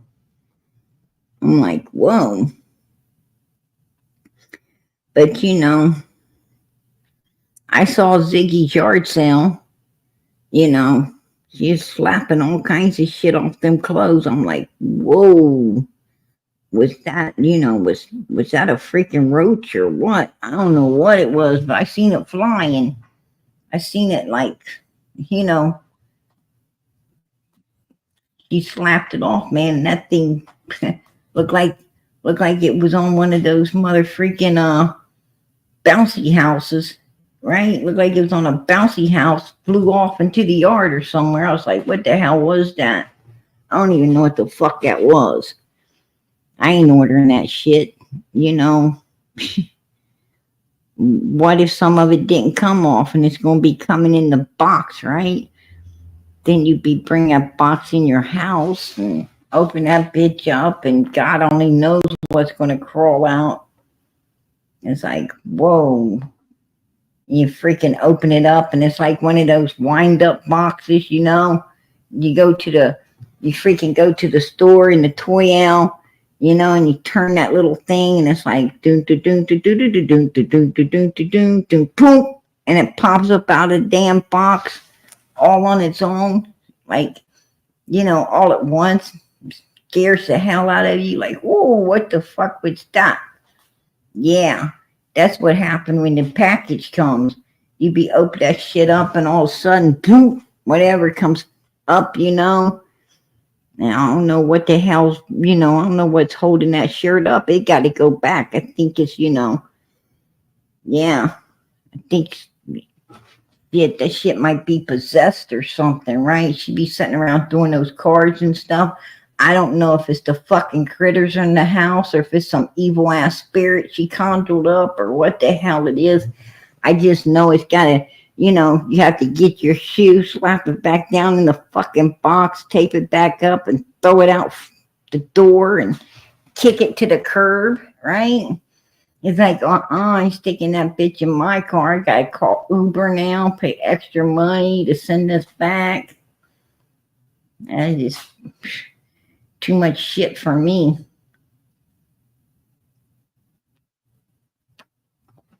Look like some Halloween ass scary movie.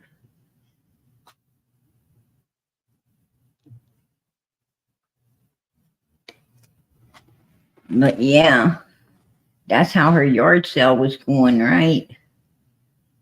You guys saw it. I ain't lying. You guys seen it. She was slapping shit off of it. I'm like, whoa. Oh, it's just got a little bit of stuff on it, you guys. Yeah. Freaking dust and butt and who knows what else. I seen shit flying. I really do think that was a roach doing a somersault into the yard. I don't know. You know. I tried to blow it up, but, you know, bring it forth, but the pixels just wouldn't let me zoom in enough to really figure out what it was. I was like, shit. Then she went inside the house. I was like, whoa. That was a real mess there. Yeah. Don't worry, you guys. You get kitty litter. Cat here, dog here. Rat here, feces. Some bugs. A few freaking spirits that she conjured up when she was reading those cards, you know.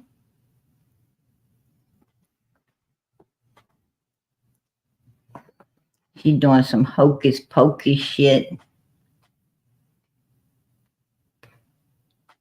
Bubbles, bubbles, twirls and troubles. Who am I going to read the cards about tonight? Oh, y'all, I know. Let's read the cards about that mean old PJ. Let's do that. Oh, that sounds like so much fun, right? Oh, how did she get this card? No, I don't want to have that card. I'm going to give her something else. Let me, hold on, everybody. I'm going to put the cards down here where nobody can see them, right? All I got to do is turn sideways and pick all the ones I want instead of the ones that are. Okay, I'm ready. Oh, that nasty old PG, she got the Joker, right? Oh, looky here. She got the freaking spades, and she got, oh, that must mean that, you know, she's of a different culture than she's saying. Yeah, that's what the spade means. What the fuck? Right? Oh, looky here. She got the 2, and the 3, and the 4. I was surprised the bitch could count. Right?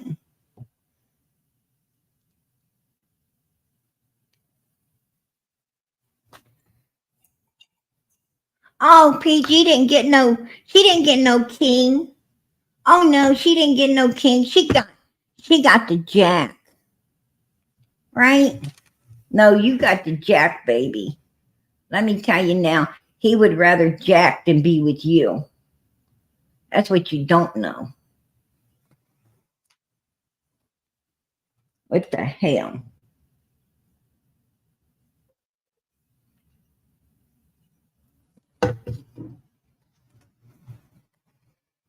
Yeah.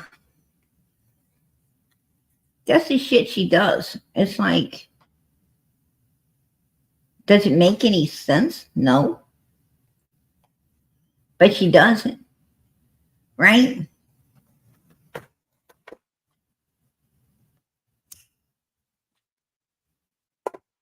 Let's read some cards on the old Day. Right? Let's read them on her. Oh, can't read them on her. Can't read them on her. See, when you're reading the cards on people, it's like you're there. And she just blew them off the table. Yeah, I don't know where that gust of wind came from, but it sure smelled like hell. Right?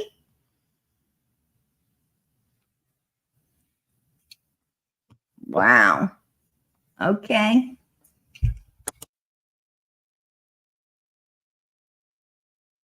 That'll teach you to read cards on Day.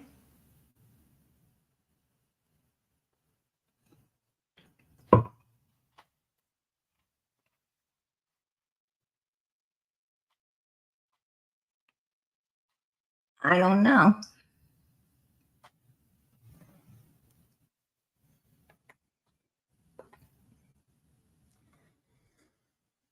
You know, I have, you know, been around long enough.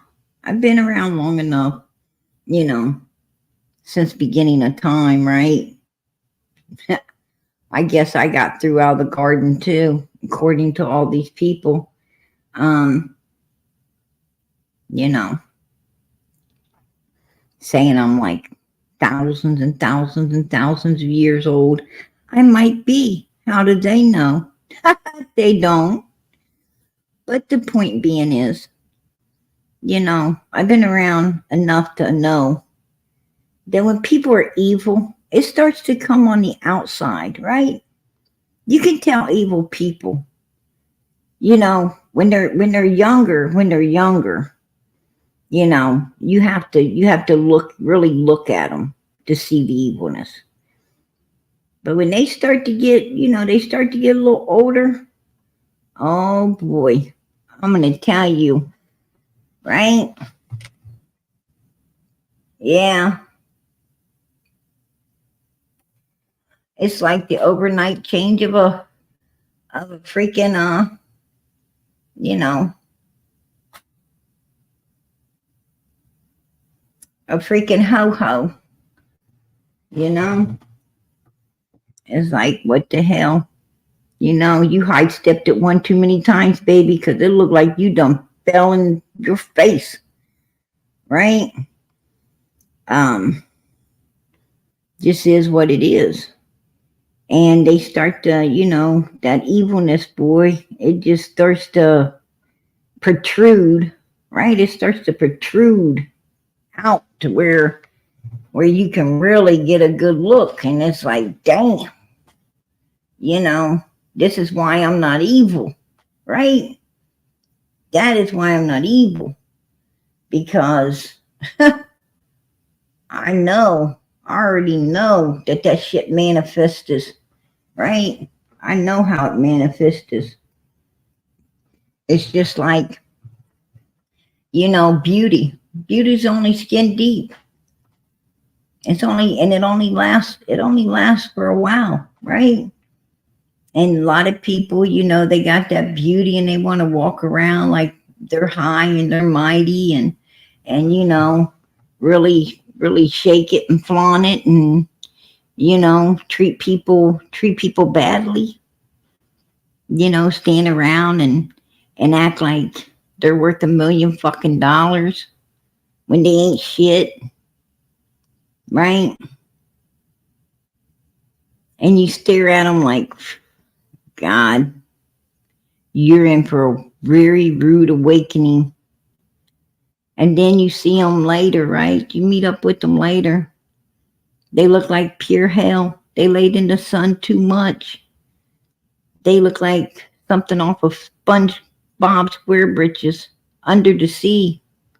You like, damn, what happened to you? They ain't so high and mighty. Now they're trying to hide. You have to actually walk up to them. You have to go tap them on the shoulder because they're trying to hide. Like, hey, I see you. There you are. Long time.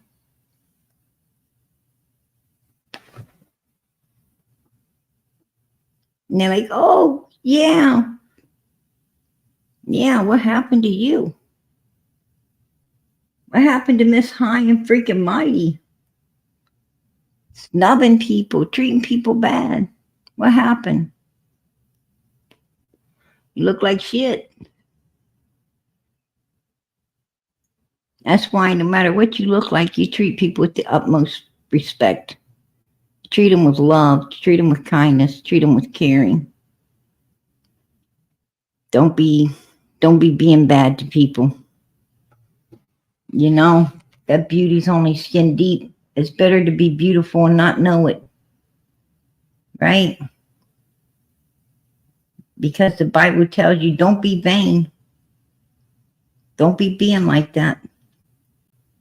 You got to, I'm going to tell you, I learned a long time ago, beauty comes from within. I don't care what you look like on the outside. That don't make a damn difference to me.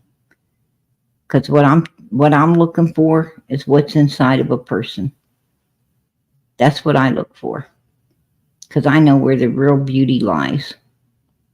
It ain't outside. Absolutely not. I don't like the way people, treat other people. I'm going to tell you, every human has flaws. Every human has flaws. Everyone has something that they try to hide. I don't care if it's a receding hairline. I don't care if it's a freaking pimple or a damn mold. I don't care if it's fat, stubby fingers, right? Or freaking web toes. I don't care what it is. I don't care if it's freaking stretch marks from getting overweight as a child and losing that weight. I don't care what it is. They ain't nobody flawless, right? Crooked fucking teeth. Something. Everybody has something. Big ears. Nobody's perfect.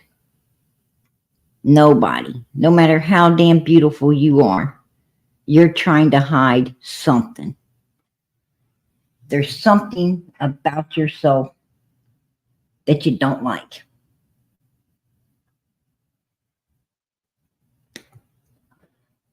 Everybody. Everybody deals with the same stuff. Same shit, different day. Treat people with respect. Stay away from evilness. Stay away from freaking trying to read people's cards. For one, you ain't even allowed to do that stuff unless you got the okay from the person you're trying to, read that shit on. If they don't come to you and give you that okay, you can't be doing it anyway. Because all you're doing now is reading it upon yourself. Right? You didn't get their okay. Can't do anything that a person don't allow you to do. It's just the way it is. They say no, it's no. No means no.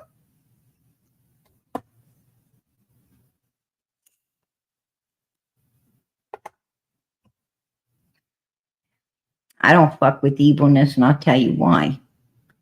I don't mess with it. Because I know how easy it is to have that shit turned back on you. New York second.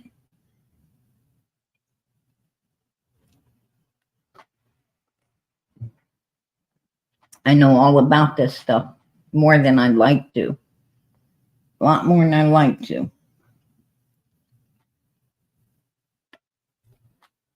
That's why I stick with my God. I'm too busy worshiping God to get into any of that craziness, right? And that's exactly what it is. You got to be insane. The Lord came right now. Where would you want to be? Where would you want to be? I want to be in a church house. I want to be in a church house praying.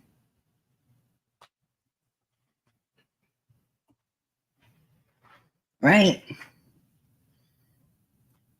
I'd want God to find me somewhere talking to him. That's where I'd want to be found.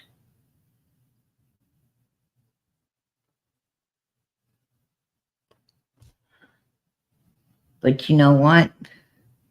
Even if he found me here tonight, I wouldn't be disappointed. Because I fight for pure righteousness. I always fight for righteousness. No matter what. Now, I might not have the best way of bringing out the truth, right? I might not have the best words to bring out the truth.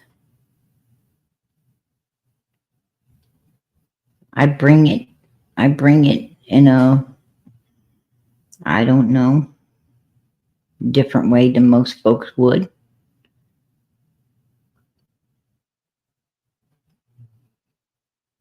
But you know what? That's the only way that I know to get it across to people. I always found that when you do everything politically correct, well, it doesn't work out so well. What I'm saying is, when you tell people things in a nice way, well, they take advantage of that niceness. They really do. They find your niceness as a weakness. They find your high-toned, highly educated way flaws, because they really can't, you got to bring everything down in layman's terms. And I'm good at that. I know how to bring it to layman's terms. I used to live in layman, right? I used to live in that cesspool of hell.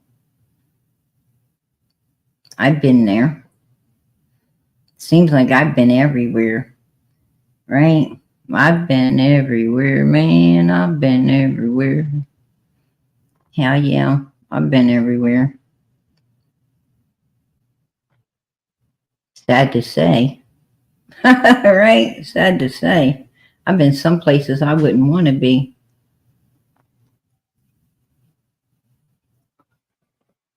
And I thank God for a lot of places I ain't been. And that's too close to some of these people, man, that I hear make you want to gag and puke. I don't know. I don't know. I ain't been that close yet.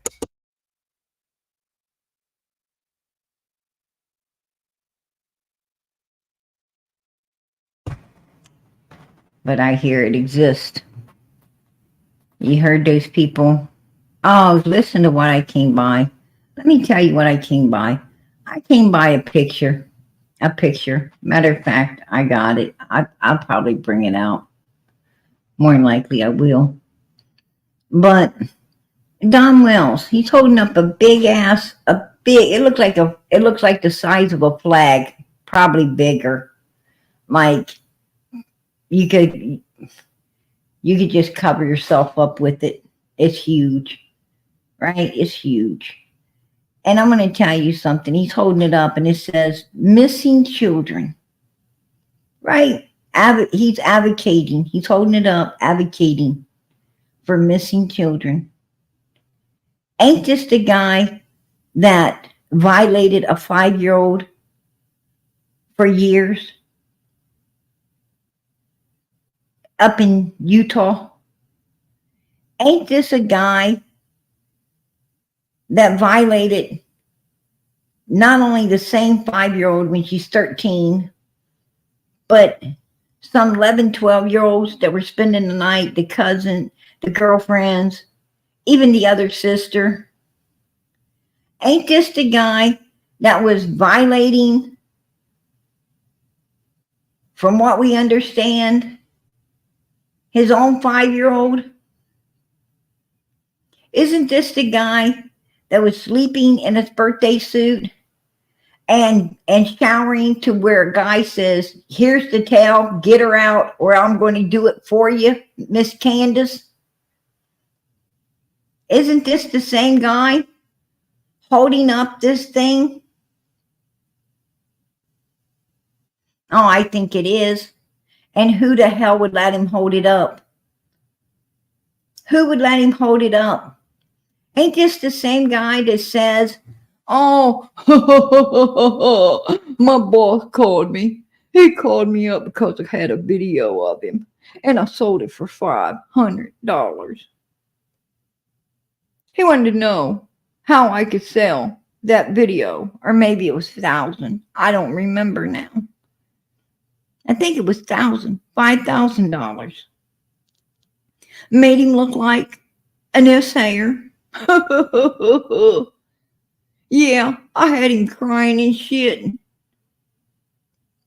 Ain't this the same guy holding up that big old advocacy for missing children?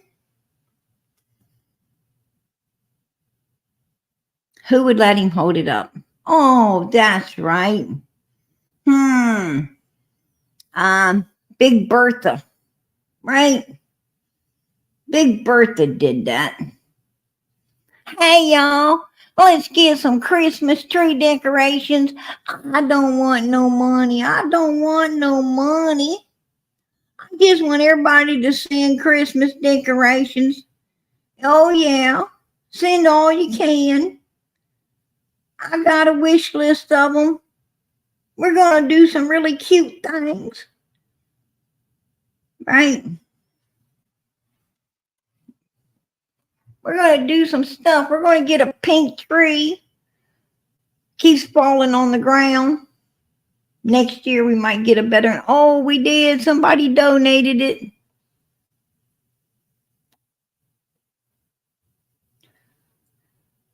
Let's put a tree up with all these missing kids on it, and then bring someone that should be on the registrar's list, but isn't, to advocate for them.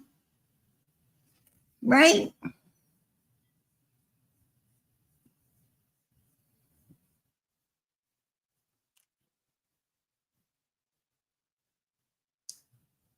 Let's bring somebody here.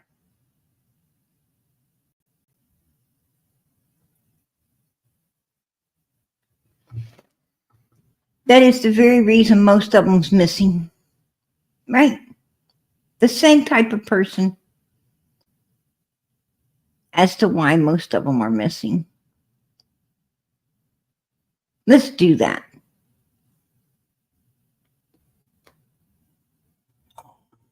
And let's bring the bitch with him that was sitting in the background laughing about it too. Right? Thinking it's so funny. It's so funny, right? To video your boss doing horrible things to your 5-year-old daughter.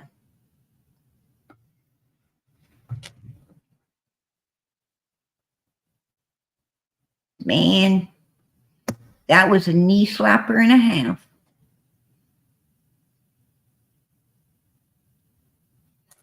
How disgusting is that? How disgusting is that? You tell me. And this year they're going to do it again. Yeah, they're going to do it again. This time they're going to have a rocking chair. Maybe Granny Pants Dawn can sit in it. Right? Maybe Granny Panty Dawn can sit in it. Oh, you know he's got some granny panties. That's all I hear that's all he steals. Right? This guy goes around stealing bloomers. Right? Every size, every color.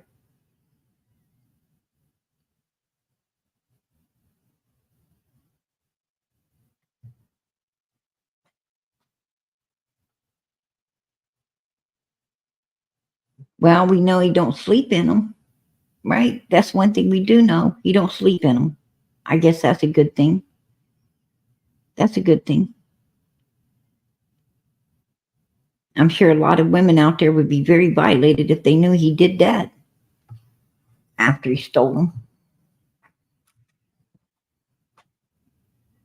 That's disgusting.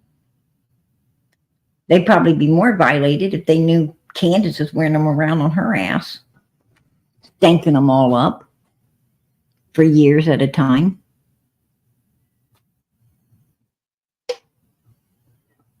I hear she just throws them on the clothesline, lets the piss dry up and puts them back on. I know I'd be very damn violated if I knew that.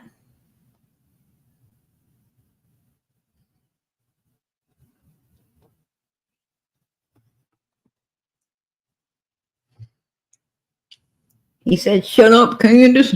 Shut up. Don't worry. I got 10 pairs here. I know they won't fit you, but I'll sew them all together. I'll sew them together until they do." Oh, hell, Candace. I'm going to have to go out and steal another 10 pairs. Those didn't really fit one side of you. Got to go get 10 more. Don't worry. I told you to stop worrying.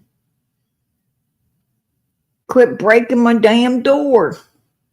I'm going to go out and get some more. We'll get enough till we can make you a pair. Yeah, you can piss those up for a couple of years. At least I'll get a little bit of a break before I have to go out and get more. Right? Hell, you ain't even ever put on the other pairs hanging on the clothesline to this day.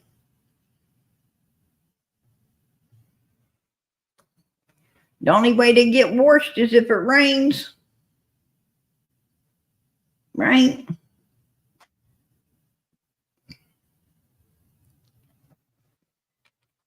Yeah. That's why you ever wonder why you see her outside every time a storm comes? You ever notice that Candace goes outside every time a storm comes? Well, she's hoping, she's hoping to take a bath out there.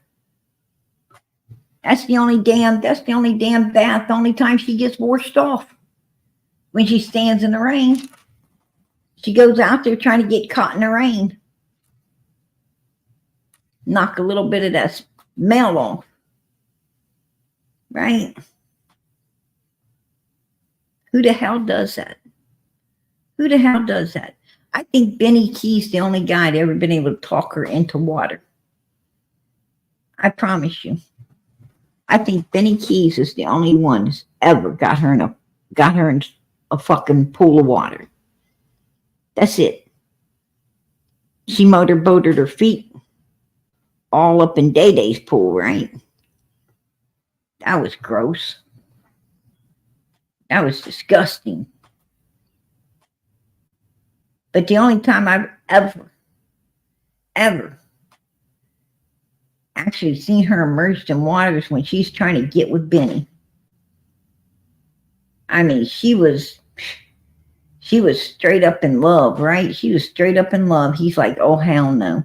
Oh, hell no. Can't do it. I can't do it.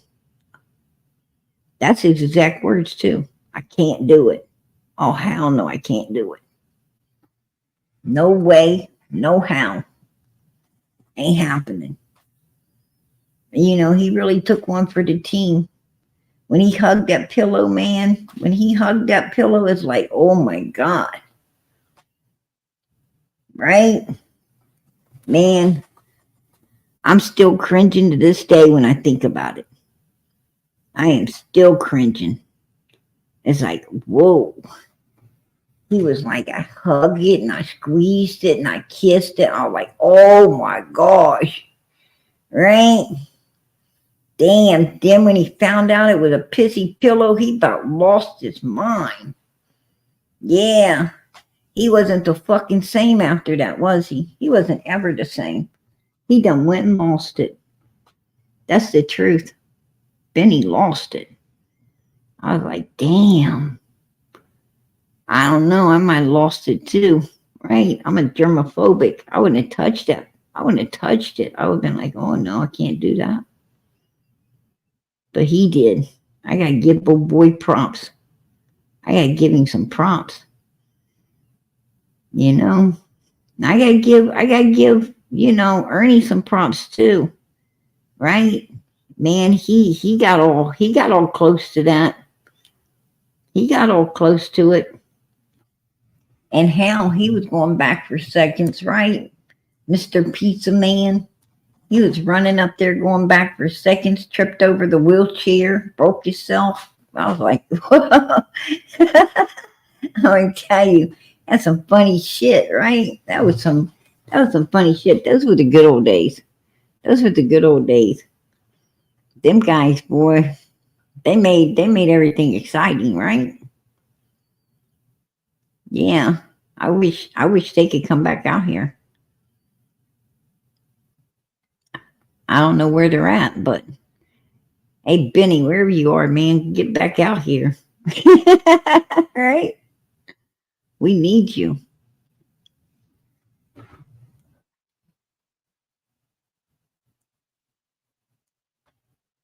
And PG, start making your lives private and watch the hate fly.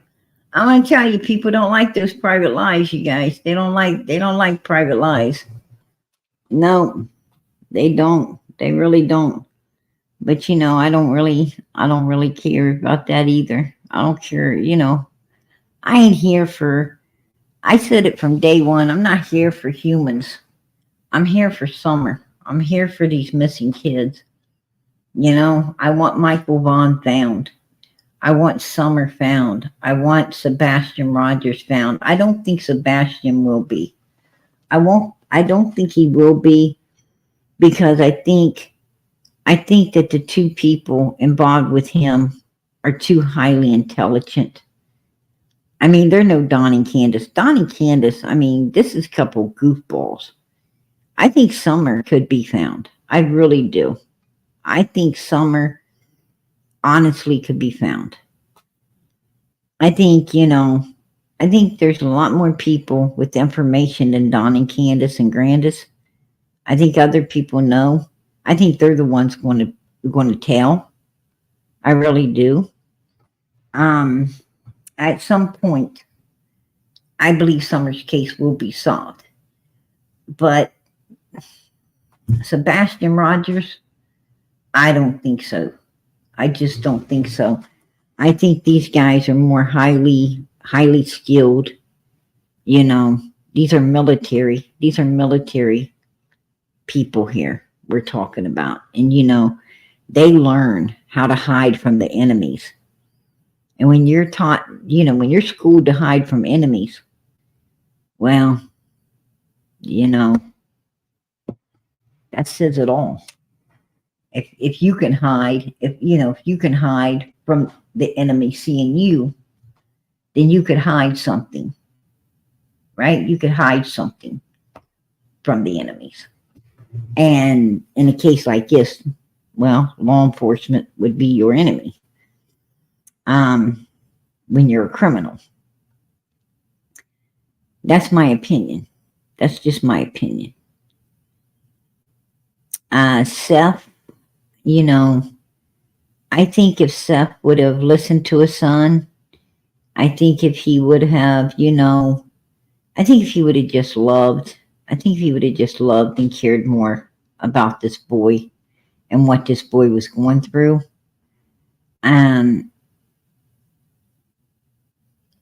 he could have saved him. He could have saved him. You know, but that's the way it is, right? Hindsight's always better than foresight. You know, I'm sure Seth sits around wishing, you know, I wish I did this, I wish I did that, if I could go back. Well, you can't go back. You only get one chance. You only get one chance to really love people. You get one chance to do everything righteously by people, right? You get one chance. And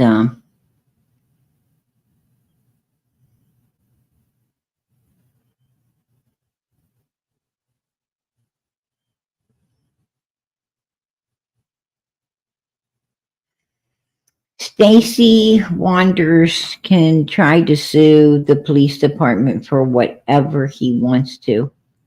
He's not going to get nothing. He isn't going to get nothing. And the reason he isn't going to get nothing is because his significant other was the one who said all of these weird things that caused everything that law enforcement did to do what they done. So Stacy Wonder ain't going to get a plug nickel. For one, I'm going to tell you, it's not that easy. It's not that easy to, you know, to sue the police department. It's not that easy to sue, you know, judges and lawyers and all of these things. There's no way. Well, he's trying to say that he was a victim in all of this, you know, and that they caused him a bunch of, you know, this guy had a lot of issues before law enforcement. I mean, he wouldn't have been, you know,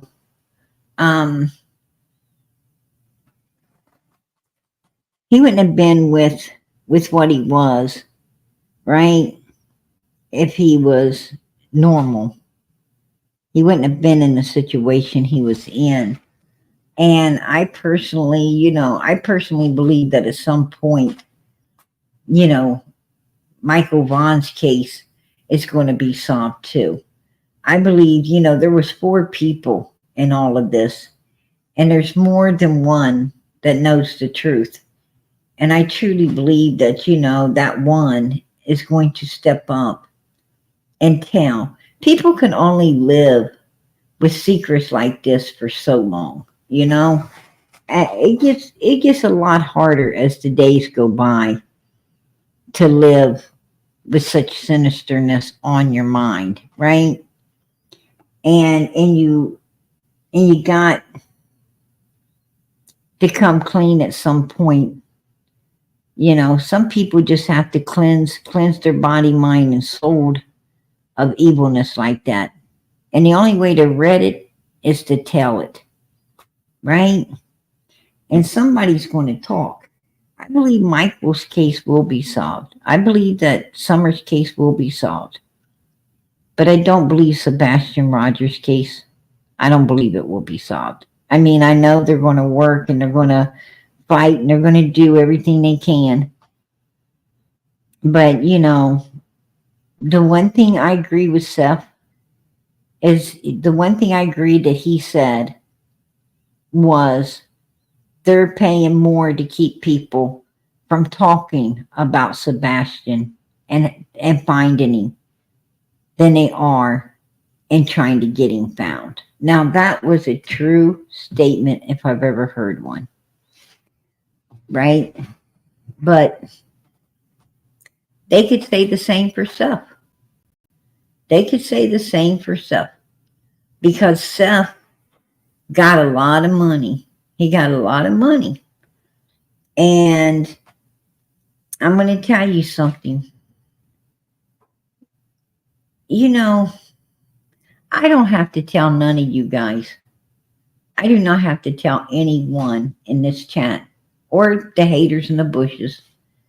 I don't have to tell anyone that how someone would react if they truly love another person. What I'm trying to say is everybody, every last one of us, you know, have someone we truly, truly, truly love, right? Upon this earth. Let it be our mother. Let it be our father. Let it be a sister or brother. Let it be a child, a niece, a nephew. It doesn't matter. A significant other. It doesn't matter. Every last one of us know what it's like to have that light in our eye and that love in our heart and willing to do whatever it takes to protect the one we love. What I'm saying is, you know, every last one of us loves someone. Maybe it could be yourself. Maybe it could be you. What I'm saying is, we all know what it feels like to really, really, really care about someone. Well, I'm going to tell you something. If Seth really, really, really loved and cared about Sebastian the way he portrays he did, well, I believe he would have put everything towards getting the boy back. Everything. You know, what would you have done? What would you have done? What would you have done if someone was holding some people, you know, some people might have a dog or a cat.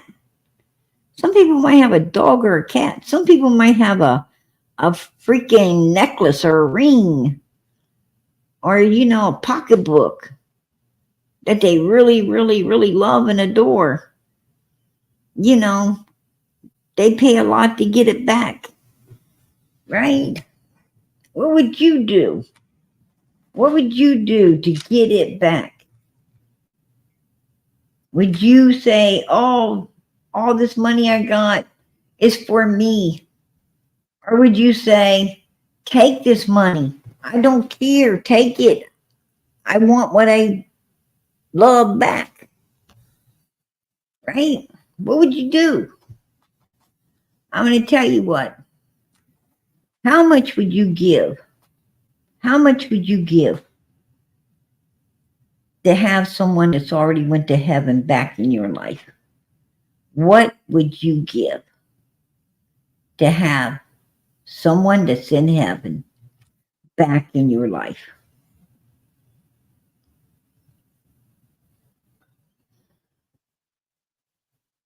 Would you give up your house for him? Would you give up your car? Would you give up everything you got to get that person back? Give me a yes or no. Yes or no. Is there someone in your life that you give everything up to have them back? Yes or no? You tell me.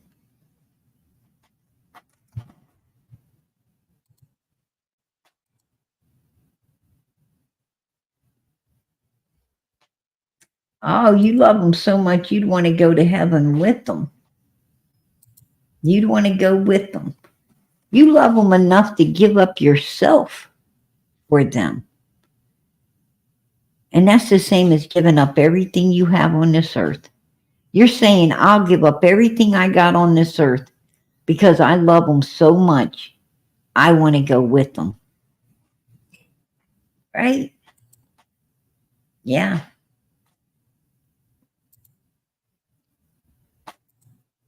Absolutely. Absolutely. And I'm going to tell you, I got a lot of people I love. A lot of people I love. And I'm going to tell you, this materialistic stuff on this earth, I'm going to tell you right now, ain't worth 2 cents.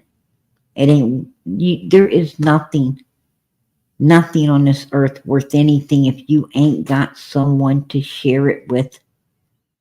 It's worthless. It's worthless. I don't give a damn how much you got. It's all worthless if you ain't got someone to share it with. Everybody needs somebody. You know, I know a lot of people say, you know, no, I don't need nobody. I'm happy. No, you're not. No, you're not. You love to have someone there. You'd love to have someone there. Everybody would love to have someone there. They love to have someone holding their hand through the good times, through the bad times, through it all. Everybody would love to have someone that they know they can trust, that cares for them as much as they care for that person. Everybody. And everybody is willing to give it all up for the one they love. And if you're not, you evil. You evil. That's all I got to say. You're an evil human being if you ain't willing to give it all up to save the people you love. Because I'm going to tell you now, I give it all. And that's no lie. I've been put to the test, baby. I have been put to the test.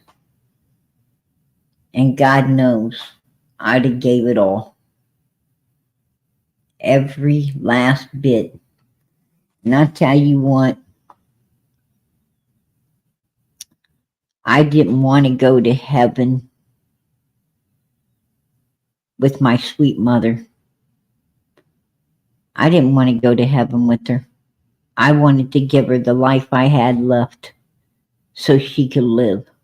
And I would have done that if I could have. Because I'm going to tell you something. That's real love right there. That's real love. When you're willing to give your life for another, that is true love. And God knows your heart.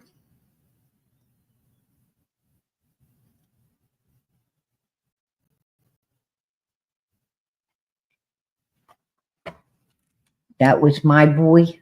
That was my son.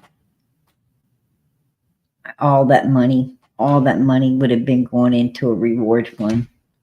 All that money would have been going into trying to get him back wherever he was, trying to get him back. I'd have been on every news station. I'd have been everywhere.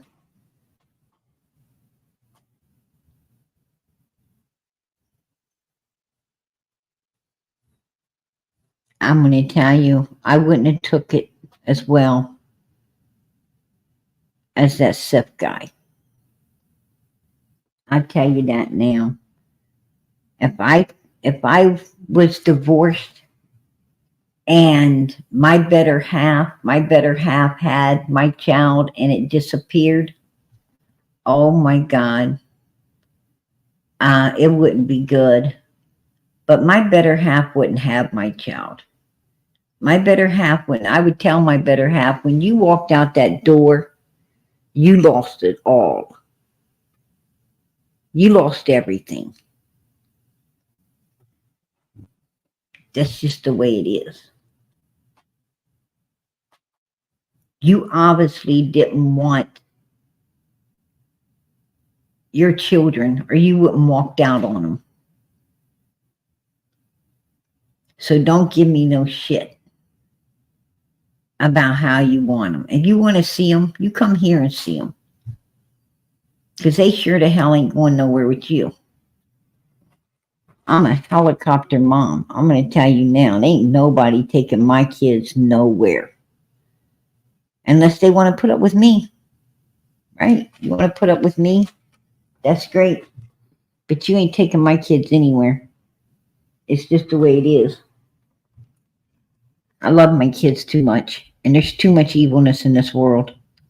You know, when somebody takes your kids off, you don't know what they're subjecting them to. Or who. And, you know, you might not have a kid. You might not have a kid. That's just the way it is.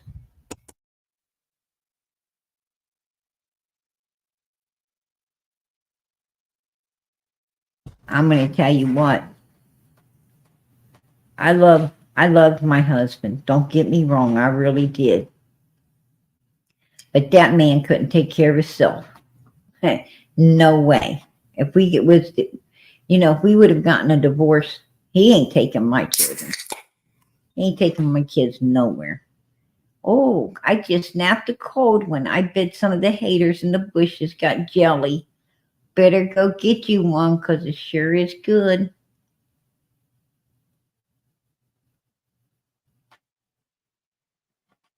I think that mean old PG drinks. I think that cold one is really a cold one. Yeah, it's really cold. That's for sure.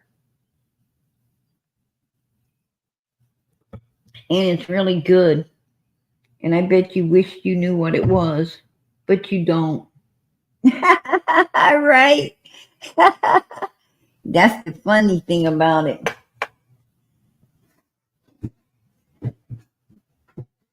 They just wish they had some.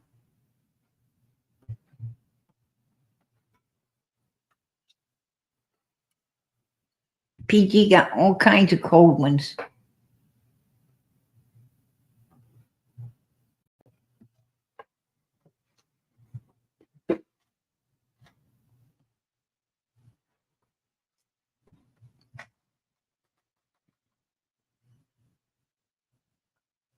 Oh, that is so sweet. That is so sweet. God bless you and your brother at Arctic Wolf.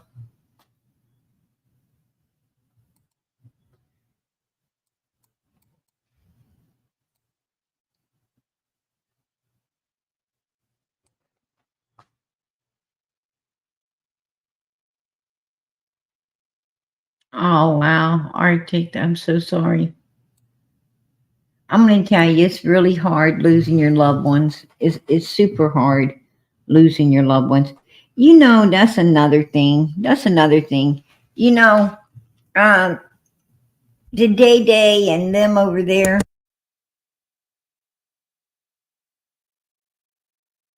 they said, oh, PG said something bad about our brother. I didn't say nothing bad about the brother. Nothing at all. I said, how do you got a brother the same age as you and you're not twins? That's about it. You know, that was about it. They're the ones that said something ugly, right? They're the ones that said something ugly because the old Day said, oh, my old man was run around no good. You know what I'm saying? They was the one talking about it. I was like, I just want to know how you got somebody same age as you, right? And you're not a twin.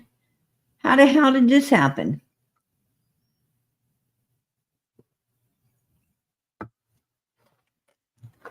I was, and I supposed to be saying something bad. No, I didn't.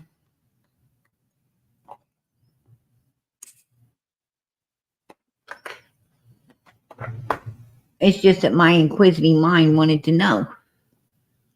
Right? They're hollering brother, brother, and then the same age that they are. And, and they act like, oh, they really growed up with this brother. No, you didn't. No, you didn't. Because, if have you ever known, really known two women, that daddy's was smacking on both their backsides and then left the one for the other, to really let these people around them again? Oh, hell no. I mean, they just using this guy for some sympathy, right? They're just using him. Probably didn't even really know him. And then just using him up, to get some pity party. Oh, I need a pity party. Could you please pity us? Because they do it all the time. Like, I'm going to tell you, the one ran the Cash App, right? She ran the Cash App. Happy birthday to my son. Happy birthday to my son for a whole fucking week, right? Happy birthday. I mean, I opened YouTube up, and I seen happy birthday to this kid. And I'm like, wasn't his birthday for like 4 days already? Right? Is it finally his birthday, or what the hell's going on here? Like, this kid had the longest birthday I ever seen in history. It should actually be in that fucking book, right? The book of Genesis. It should freaking be in that book, for the longest freaking birthday ever. Because it was in there, like, for a whole week. And, it's his birthday. Give. I'm like, oh my gosh. And I seriously, I think that them two have had like 3 or 4 birthdays a year. Every time I turn around, I mean, it hits mother freaking February. Oh, it's my birthday. And I'm like, what? I thought you just had a birthday. And then it hits freaking like March or April. It's my birthday. There's no way in hell it could be your birthday. And then, next thing I know is mother freaking summertime. It's my birthday. I mean, they have like a birthday in the winter, the mother freaking spring, summer, and fall, right?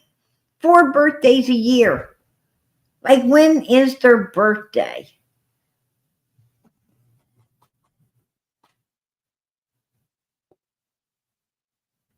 I'm like, wow. Them mother freakers done had 10 birthdays and I ain't even had one. What the hell's up with that?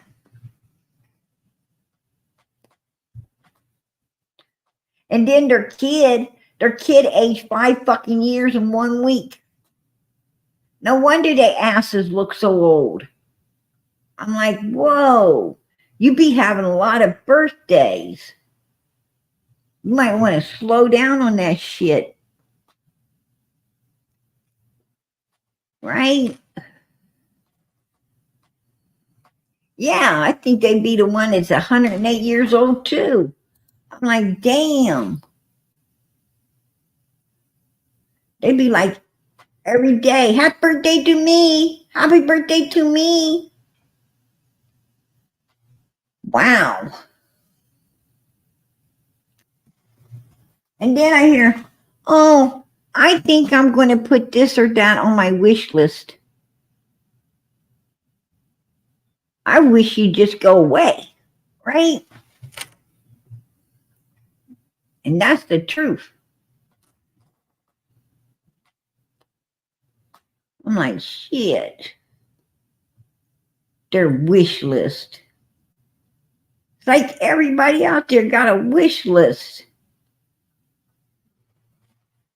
Like it's fucking Christmas all year long, right? Santa Claus, when they don't get nothing for Christmas, they be like, why did I not get anything for? You got your Christmas all year long. Man, Santa's busy giving people that didn't get nothing a gift. What the hell you crying about? Right? Santa Claus busy bringing PG a lump of coal. Shut the hell up. I might not even get that this year, you guys. Probably not.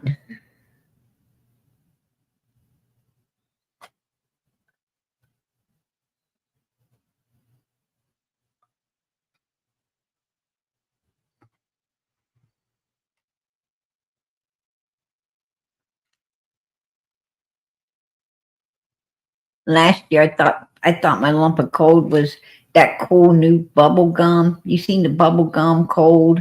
It looks like cold, but it's bubble gum. I thought it was that cool bubble gum. Found out it wasn't. Man, that was a surprise for me and the doctor.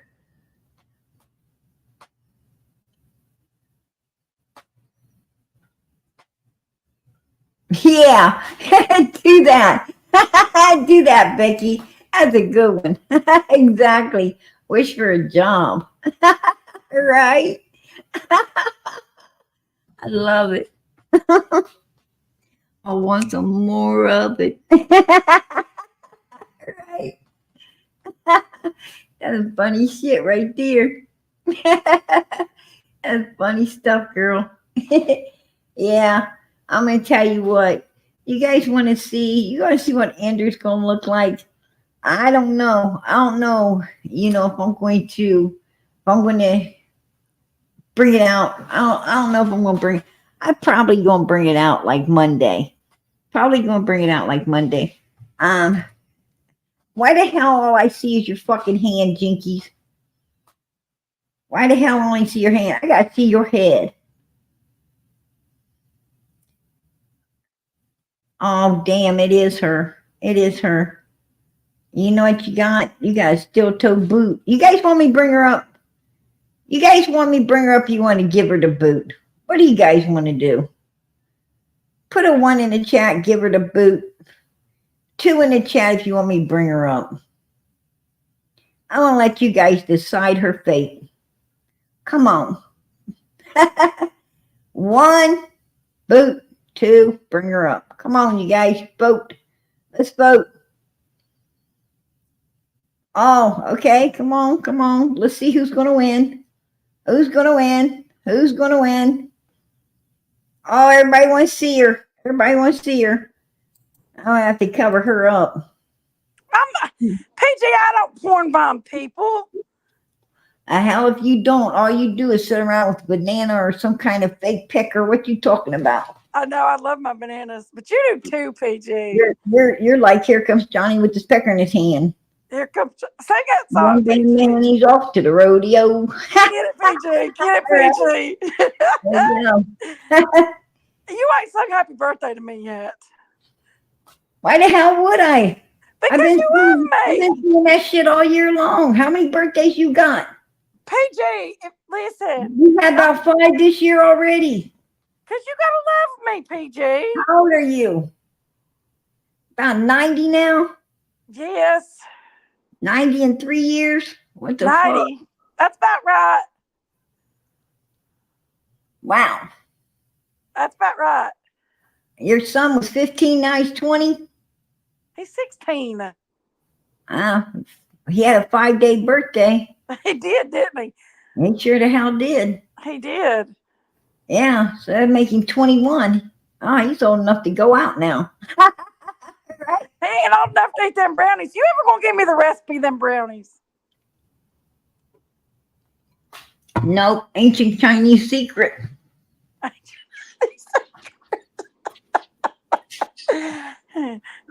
Well, I heard they're goody. Oh, they are. They are. They I'm gonna keep put. me laughing. You think I get the recipe from my cookbook? I don't think so.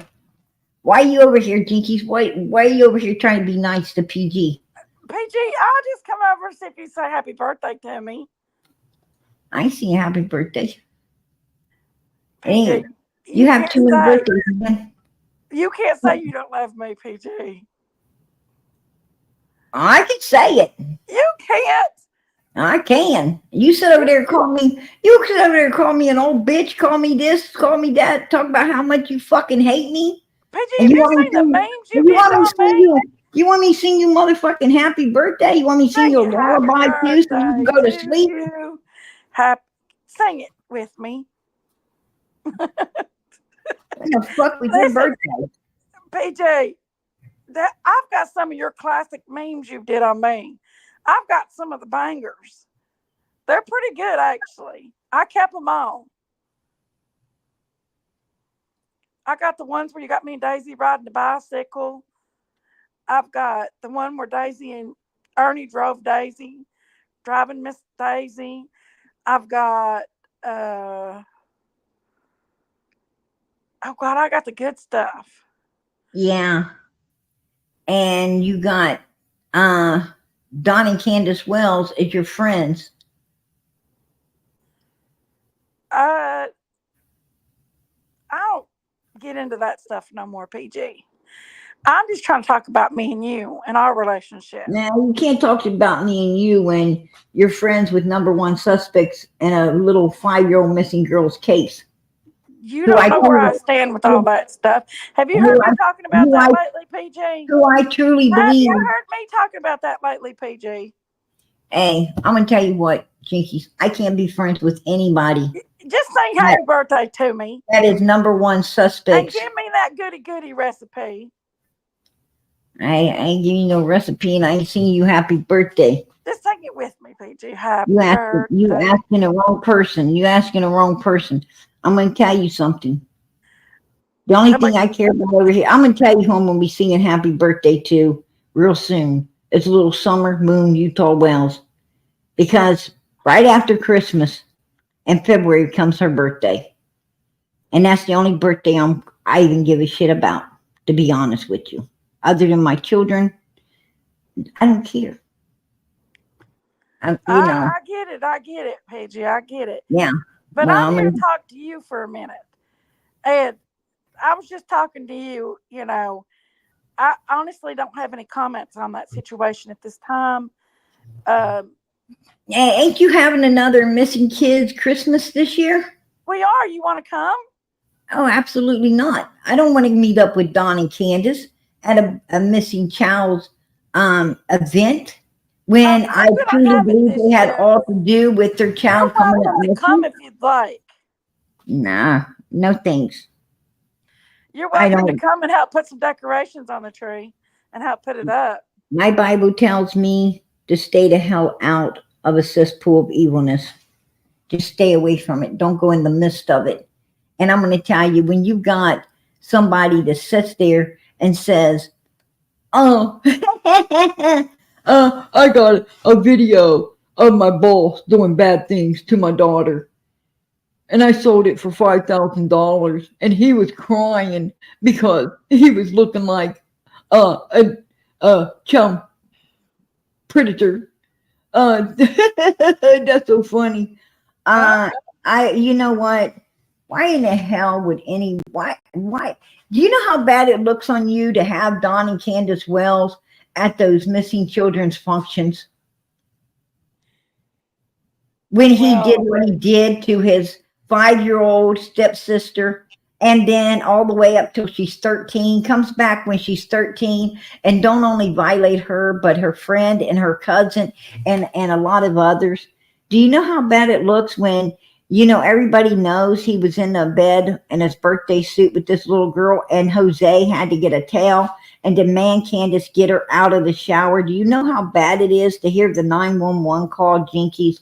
Do you know how bad it is to hear him and the way he talks and the way he acts and the way Candace laughs and goes along with him. I mean, these are two sick motherfuckers. Me and you, baby, against everybody else. They're doing nothing but trying to use everybody they can because fucking really nobody wants nothing to do with them. And I don't understand why you do. I don't understand why Daisy does. I don't understand why White Boy does. You know, I would think you guys would be for this 5-year-old little girl who truly needs you. You know, she hollered help, help, and no one did except God. And now she's missing and she don't have a voice. And we are the voices for the voiceless. And this little girl truly wants to be found. She truly wants her brothers. It took her to get her brothers where they are today in a better life. And they ain't going to be able to live that better life until they get closure. And you don't think Summer wants to be found and she doesn't want to give her brothers that closure as well, as much as we do? I'm just saying, you know, I don't understand. I don't understand. And I can't be friends with someone that is friends with number one suspects.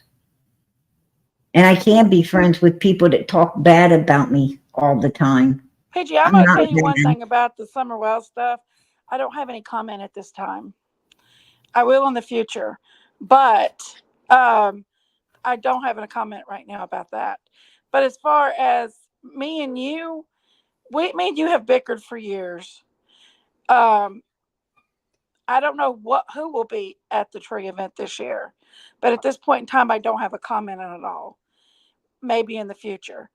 Well, And Jinkies, you know, I hope that I find in the future, God willing, I hope I find in the future that you and your sister was always for this 5-year-old little girl and not for these motherfucking number one suspects. I hope I find in the future that White Boy and his wife were always for this 5-year-old little girl and not for the motherfucking number one suspects. You know, that's what I really hope.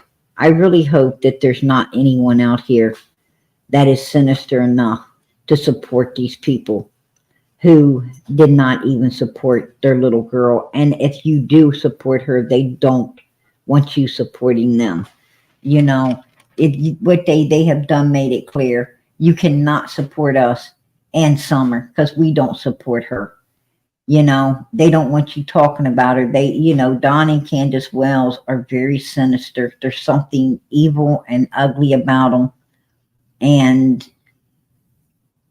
you know,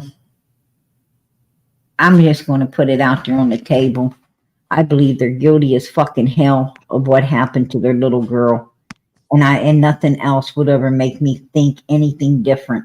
And you know what? It's not that Don won't talk to me or Candace won't talk to me. I could talk to them any fucking time I want. But I'm going to tell you what, I don't want to. It's me that don't want to talk to them, not the other way around. I just cannot, you know, I already know what they got to say. I've done heard all of their bullshit and I don't want to hear no more. What I want to hear is other people now that's been close to the case, knows a lot about the case. I'm now I'm reaching out to the people in the church. I'm reaching out to the neighbors. I'm reaching out to all the people surrounding it. Because you know what? I don't need to hear anything else from Don and Candace. I'm going a lot deeper. And I'm going to tell you, everything I've been pulling in and gaining, it's nothing except these mother effers had all to do with what happened to their child. And that's not just my opinion, it's a lot of people's opinion. A lot. I understand what you're saying. I mean, I understand. I can't comment on it right now. Maybe in the future, but I can't say nothing right now. I don't know. But as far as I did hear that you fell. I heard that you got hurt. And you know, and I'm sorry to hear about that, you know. I you know, I'm not heartless like people think. You know, I'm good. And It was just a tumble, a big mama tumble. um, you know, um, to As be far honest as with that you, case, I can't comment on it. mm, I pray that everything turns out good, but I don't know. So I pray that Summer's found. That's all I pray. It's this little girl's found, that she's brought home, and justice is served. I don't care about nothing else. yeah, I'm going to tell you something, Jinkies. I ain't out here for the dollar. I don't give a damn about the dollar. The dollar don't make me or break me. What I'm out here for is these missing babies and to do righteous by them. And I always have been, and I always will be as long as I'm out here. And I'll be out here as long as God wants me to. I hope so, PG. I know I will.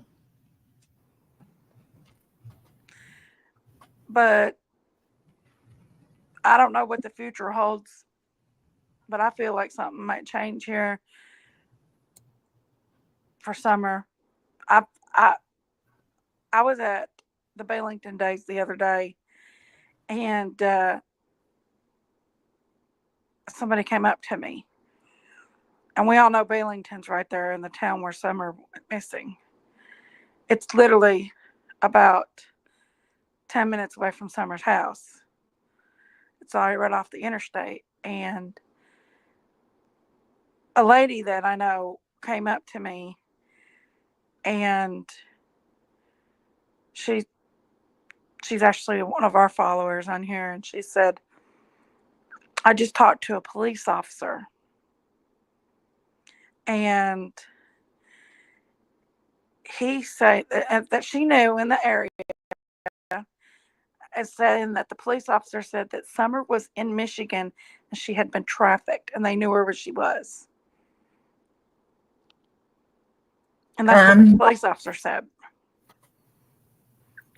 I can Now, tell this you is now. just, I can tell you now. There's no truth to that. None. Absolutely none. I don't know who the lady is, but there's no truth to that one. I can guarantee you. Don and Candace knows where Summer is. They know where she is, and I'm going to tell you what. Even Ronnie Lawson knows, and Pruitt. You know, I'm going to tell you what law enforcement truly thinks. They truly think that Summer Moon Utah Wells was not with us, on the milk jugs. They believe that Summer is somewhere, but not with us. And they're trying to figure out where that somewhere is. And I truly believe they're going to find out where that somewhere is. so you Soon believe enough. Summer passed away? Absolutely. Absolutely. Summer's not out there anywhere. Summer is no longer with us. Absolutely not. That's what I truly believe. That's exactly what I truly believe. And I truly believe that from Hunter's statements. Hunter said when they was talking to him, they said, why was she by the door? He said she was sitting on a pillow. She was over there, only one, well, she's only one wet on the pillow. And so that was his answer for why she was by the door. Now, she wasn't supposed to be wet on a pillow because they were supposed to change her at the swimming hole. He said when they went through Sonics, they went through Walgreens and Sonics, and at the store, she was the only one wet on a pillow by the door in the car. The only one wet in the car, he said. Now, that wasn't the way it's supposed to be. So where did she get changed, Jinkies?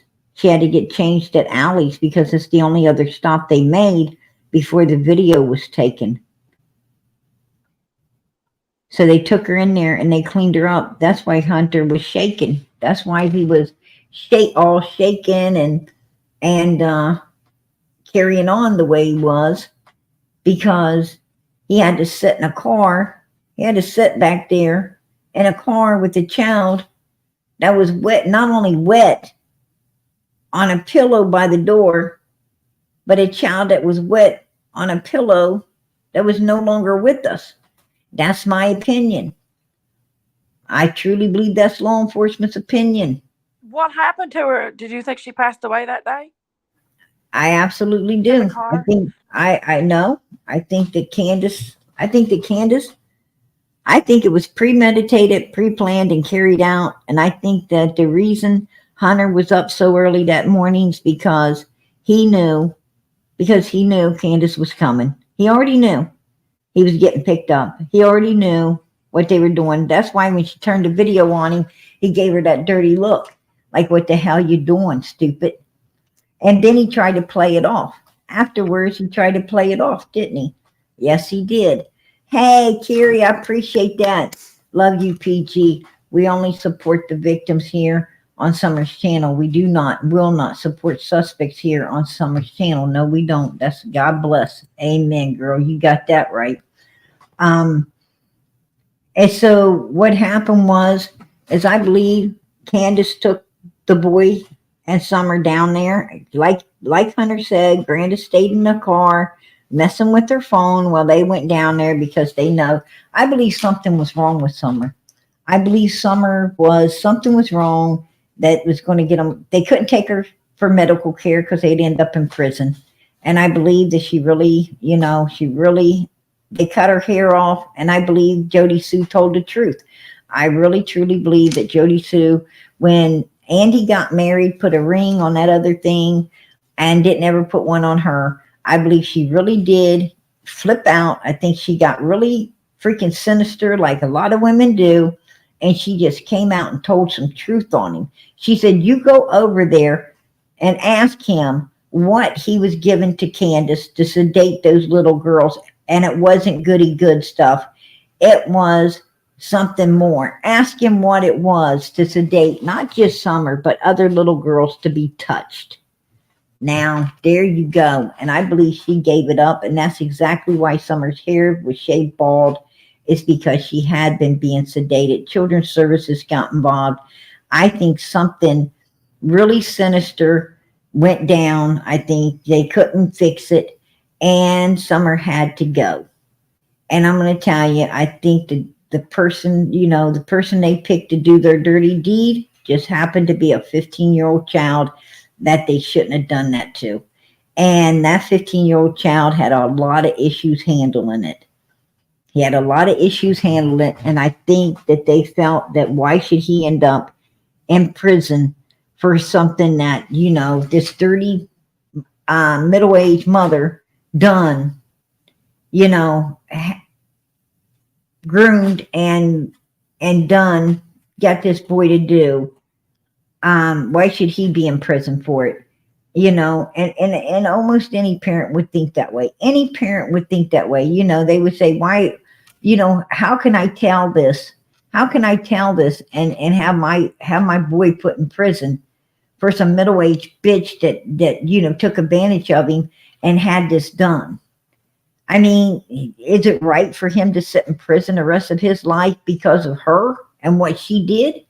No. No, it's not. But in the eyes of the law, he's going to sit in prison, right? He's going to be there. You got a son. How far would you go to protect him? Wouldn't they have kept him in custody, though, if he had something to do with it? I think he would have blown the whistle by now. I don't. I think he wanted to. He came out, said, what am I supposed to do? Just not ever talk about it, never tell nobody. What am I supposed to do? Just live with this? And he was told, yeah, you damn live with it or you're going to prison. You want your freedom took? I mean, he's already been locked up before. He knows what it is to have his freedom took. Yeah. So you really think he's going to give it up? Absolutely not. Not right now. I think he will. I think he will in the future because I think it's something super hard to live with. And as he gets older, it's going to be worse. And I truly believe, you know, or maybe God's going to, put him there and he feels he ain't got nothing else to lose and he'll go ahead and tell. I don't know. But I truly believe that, you know, he's the key to all of this. And I believe that, you know, at some point that lock's going to be unlocked. Just saying. That's my opinion, you know. And I believe wherever Summer is, you know, wherever she is, I don't believe she's with us. I know for a fact I was praying for her.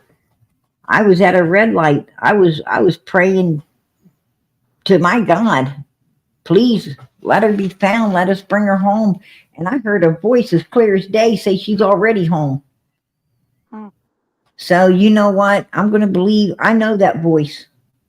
And that's the voice of my Lord.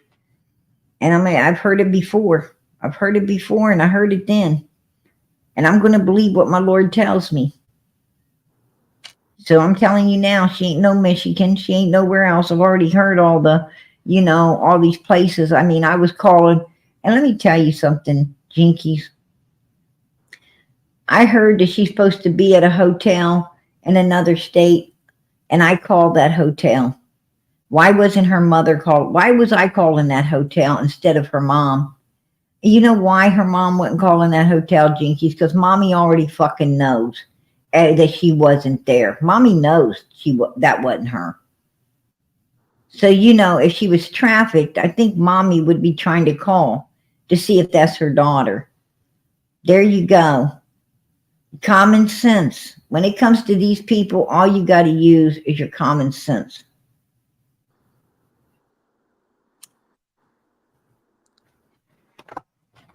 I can't comment anything, but I pray that something gets found out soon because it's been too long. I hope so too. I hope so too. And I also hope that, you know, you and your sister stop letting Don Wells and Candace bullshit you down the line, because that's what they do to people. They bullshit people down the lines. Those motherfuckers ain't nobody's friend. And you guys need to be careful. You live along with your son. You better be careful being around these people right here because they are very sinister. They're very sinister and capable of doing about anything. That's all I got to say. You know? These are people you just don't have. You just don't have these people around you and your family. You don't let them, these are people you don't let them know where you live. You don't let them know your business. You know, your business ain't none of theirs. These are you don't know what you're messing with. And I'll tell you, when you open the door to evil, it can devour you. Stay away from it. Even the Bible tells you to stay away from it, Jinkies. I stay away from the evil as much as I possibly can. You really everywhere. You really need to know it's not everywhere. It's not it feels like it's everywhere because the handful of people like the Wells and people like that do really evil things make it feel like it's, you know, it's white. There's a lot of really good people in this world. There's a lot of God's children out here who truly love, who truly care, who would rather be friends than foes if people would let them. But they, you know, people don't let them. You know, God's children feel like they're always having to fight against this evilness. And it's not right. It's not right. One day we ain't going to have to fight like this no more. And what a glorious day that'll be. Right? My prayers is that everything will come out about Summer soon. And a lot of, you know, should be found. So, it's my prayers. Yeah, I appreciate that. I appreciate that. And justice for her will come soon. Yes, I'm hoping justice does come soon. They ain't no innocent little child deserves to be put through hell from birth the way these children were. You know, 4 children. Well, 2 of them up in Utah or Wisconsin. Candace had 2 in Wisconsin. They both went through hell one way or another. They went through hell. She had 1 in Arkansas. You know, we don't know how much hell it went through, but it was, from my understandings, addicted to drugs and unwanted by her. And then, you know, she hits on Tennessee with 1 child and then has 3 more while she's there. And, you know, we all know how that one went, you know, total abuse the whole time. And no children should ever have to endure and suffer that. When you've got little children saying, "Can I please talk to the judge? Please let me, we don't want to go, we don't want to go home." Well, you know, nobody should have to tell you anything else about how evil that household was. And it just is what it is, you know. And there's nothing else I can say about it, to be honest with you. Pray that she comes, that It's justice good be for served, itself. and they'll find some justice for her, and she'll be found. I'm going to tell you, I know that there's tons of prayers hitting heaven every single night over here. Like right now, 242 prayers. As you said, you're one of those 442. And you just said, I'm sending prayers up for this little girl. I'm going to tell you something. Heaven up there is totally full of prayers going up. And you think God's not going to answer? He's going to answer. And I truly believe, to be honest with you, I truly believe that even Tim Mullins is praying that this case be solved. I truly believe he's praying that this case be solved. In the name of Jesus Christ. I really do. I think that man wants this case solved as much as anyone else wants it solved. We all want it solved. We all want closure for these kids. And Don and Candace, the one thing I'm going to tell you about Don and Candace, and this came out of Don Wells' mouth himself. It came out of his own mouth. Me nor Candace are so stupid, sissy, that we don't know that all these motherfuckers just want answers to what happened to Summer. None of these son of a bitches our friend. Nobody's our true friend. We know that. They already know. And that was way early on, before they ever met anybody other than Cher out here in the YouTube world. So there you go. Them guys right there, only thing they're out to do is use everyone they can, chew you up, use you up, and spit you off the hill like they have already done so many. They like to play little mind games with people. And the only reason they kept you guys around so long is because nobody else will go around them. Nobody. Nobody else will. Everybody else already knows them. There you go. So you guys ain't nothing. You guys are the last ones. You guys are the last they have to fuck with. That's the only reason you're lasting the longest. That's all I got to tell you. Well, like I said, I've never been a fan of Don. But I ain't a fan to either one. I ain't uh, a fan to either one. I'm going to tell you what. Don and Candace is a me and you baby. They are a me and you baby. Trust me. I really don't know Don. I haven't been around him that much. And I know both of them motherfuckers. Trust and believe that. Go ask them. But I can't talk about anything really. But like I said, all we can do is pray that Summer will be home. Well, not Summer will get her justice in life. Let me ask you something, Jinkies. Would you stay if you started dating a guy or been with a guy? Say you even been with him for a while, and you found out he touched a 5-year-old. that he violated a 5-year-old, would you stay with him?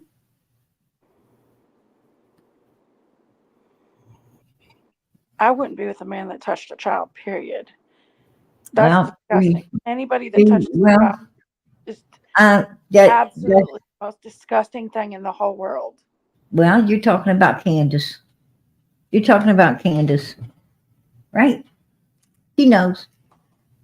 She knew. She didn't only know. She didn't only know about. She don't only know about the sisters, but before she even knew about the sisters, she knew about her own daughter.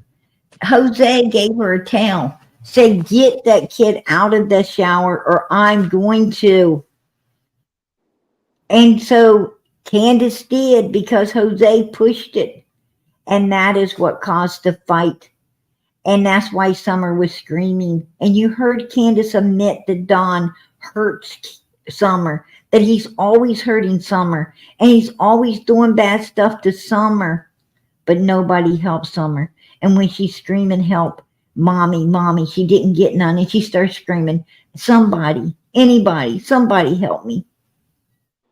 And nobody still didn't help. Right? Nobody still helped. I'm going to tell you something. And Candace got a new car. She got a new car to drop the charges. And Jose got his ass kicked the hell out of there because they didn't want Don to go to prison because that was their fucking meal ticket on the hill. The only thing Candace cared about was her own ass and Donnie working and supporting her lazy ass because she doesn't want to take care of herself. And she didn't take care or protect any of those children and all they were going through because she's too worried about her. And that's all she does care about. And I'm going to tell you, that sorry ass bitch could kiss the backside of PG's ass. I got nothing for her. Period. She's a slimeball piece of shit. Matter of fact, in my book, you're worse if you stay with a piece of shit like Don Wells than Don Wells actually is. And that's just how I feel. And you sure the hell ain't no better. Both of them don't deserve the sweat off of someone's ass. There you go. Well, I always know your feelings about that, PG. I've always known you didn't like them. I didn't like them because I sit there, Jinkies. I sit there. You forget that I was in there. And you forget that I was the one they're calling up all the time, laughing their asses off about people like you. And I don't respect motherfuckers like that. Because I do love God. And I do believe in doing righteousness in the sight of my God. And that stuff wasn't funny to me. It wasn't funny to me. I was thinking to myself, wow, you guys are sinister as fucking hell. But I was in there for Summer, not the Wells, for Summer's sake. And I'm going to tell you, you don't even know what I know. You have no idea. You have no idea. I'm going to tell you something, and people were horrible, absolutely horrible. And Candace used all those women. And Don Wells used up everyone he could. And between the two of them, man, they was a force to be reckoned with. And they was laughing the whole time, and they was having a damn good time, and they wasn't passing out no flyers. I'm going to tell you, when they was sitting there telling law enforcement that she wasn't out there, well, that common sense would tell everybody, if you can tell someone where someone isn't, then your ass must know where the fuck they are. I'm going to tell you, I like to think that the law enforcement in Tennessee is super freaking stupid. I just like to think that, they don't meet the credentials to solve anything. But, I think they do. And I think there's, there's a lot of sinister reasons why they don't. It's just, that's my opinion. I'll keep it. But I'm going to tell you, there's a whole lot going on, that, people didn't know about, some real sinister stuff. But I got to call it a night on here. I really do.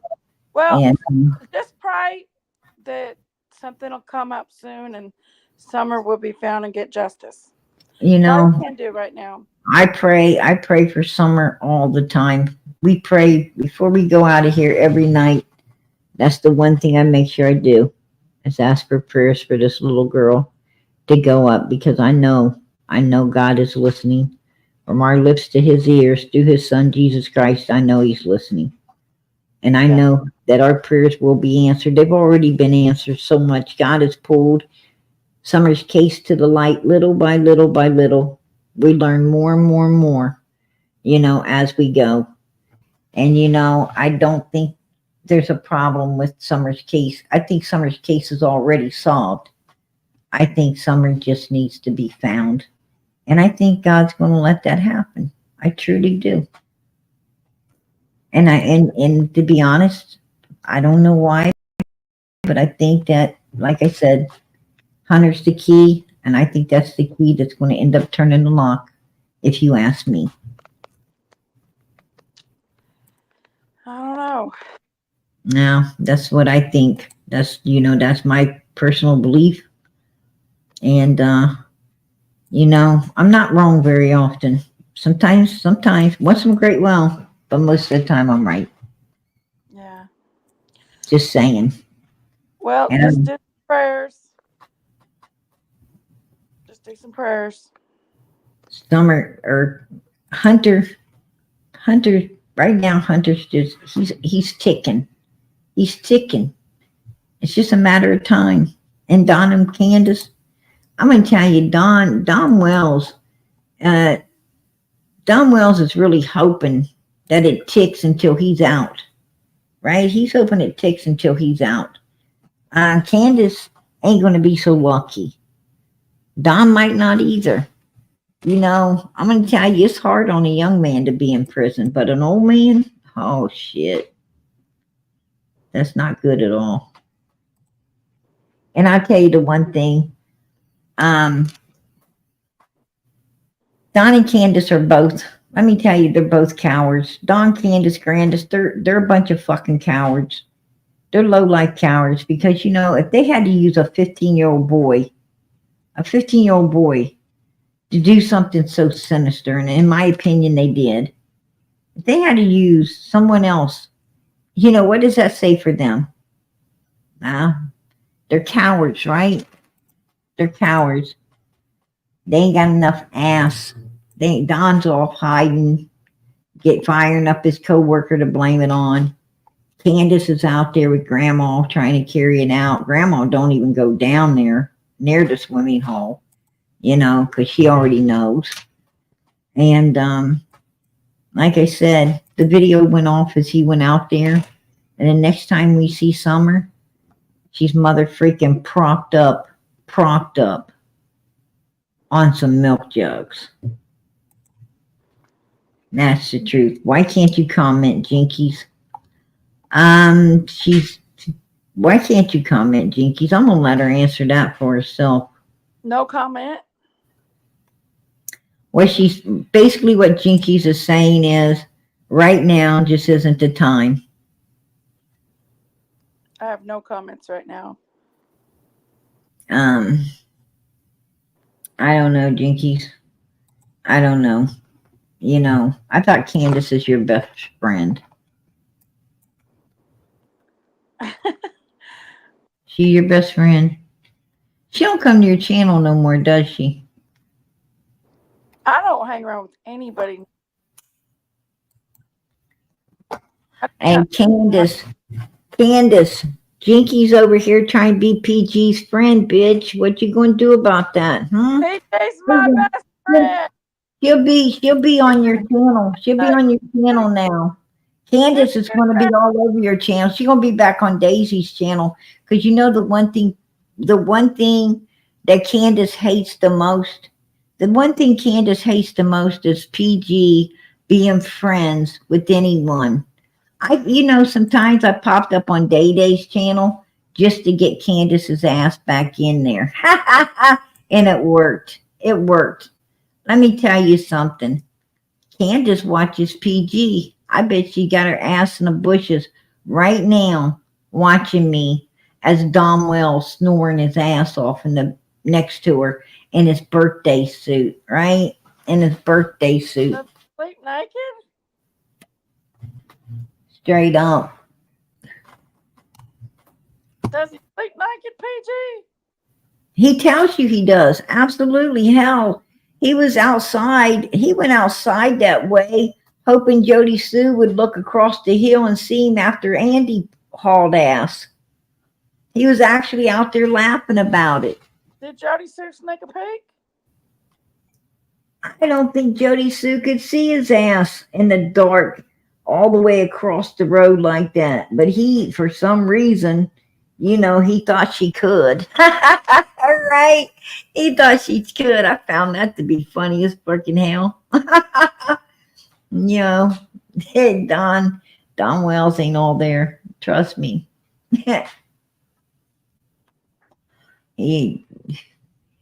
I'll tell you, old boy, I don't think he owns no underwear. He's too busy trying to steal women's bloomers. And that's probably what he's got on while he's at work. Right? Think so?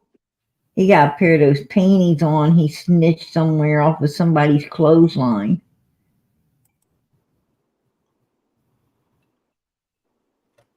I heard red panties, maybe. Yeah. I heard that they were filling out for those free samples of diapers, I heard Dom was even willing to settle for the free diaper samples they send out. Some free Depends. All right. Yeah. I heard they were going to Ben Hill Road. I don't know. Well, PG, you gonna give me that recipe? Nope. Ancient Chinese secret. Gotta keep it. Well, how am I supposed to get good goodies? I don't know. Can't do it. Well, I'm out of here, but it's been good talking to you, PG. Later, PG.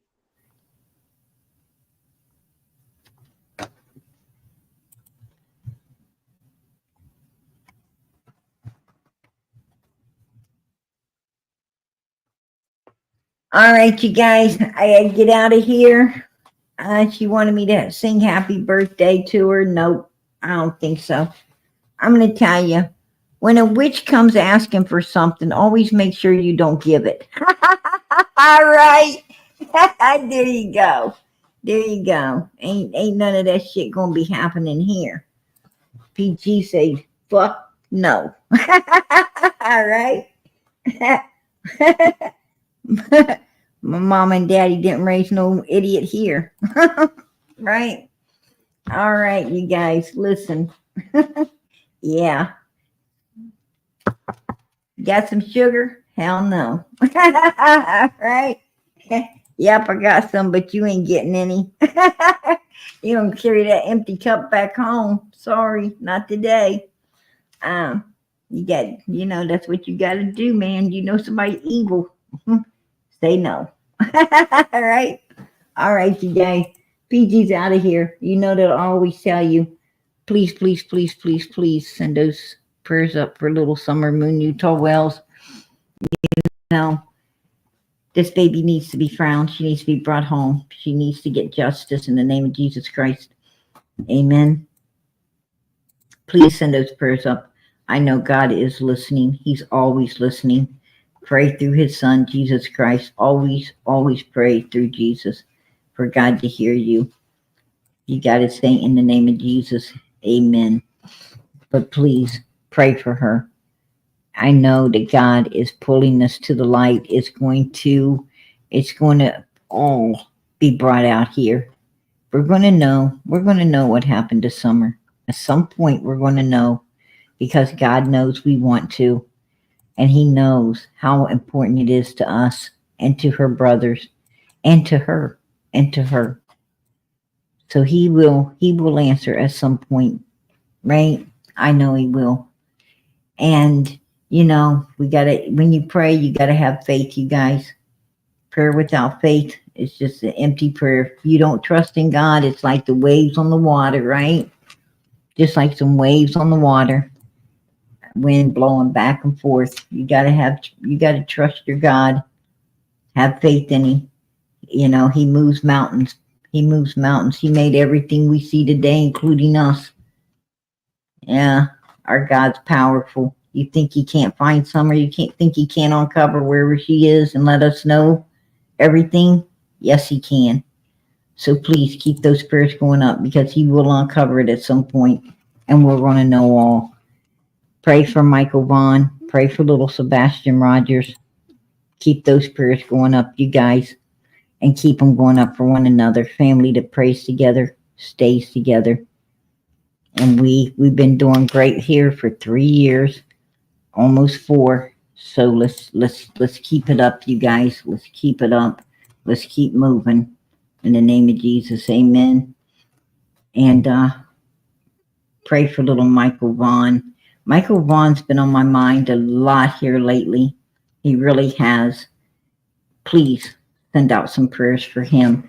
Listen, you guys, I want to do Sundays. I like to do member only lives. Just talk about recipes and different mysteries and things like that. Just give people a break. So that's what I'm going to do. God willing, that's what we're going to do tomorrow night.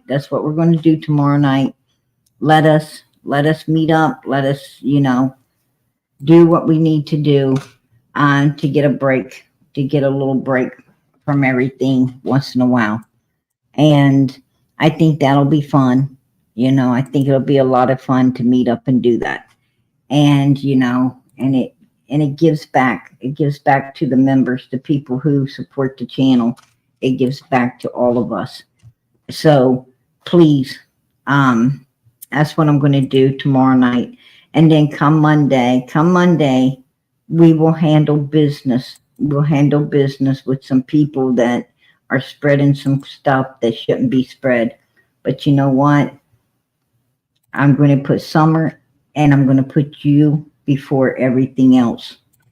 I'm going to put the right things first, and then we'll handle the rest. So be here tomorrow night. Be here tomorrow night, members only.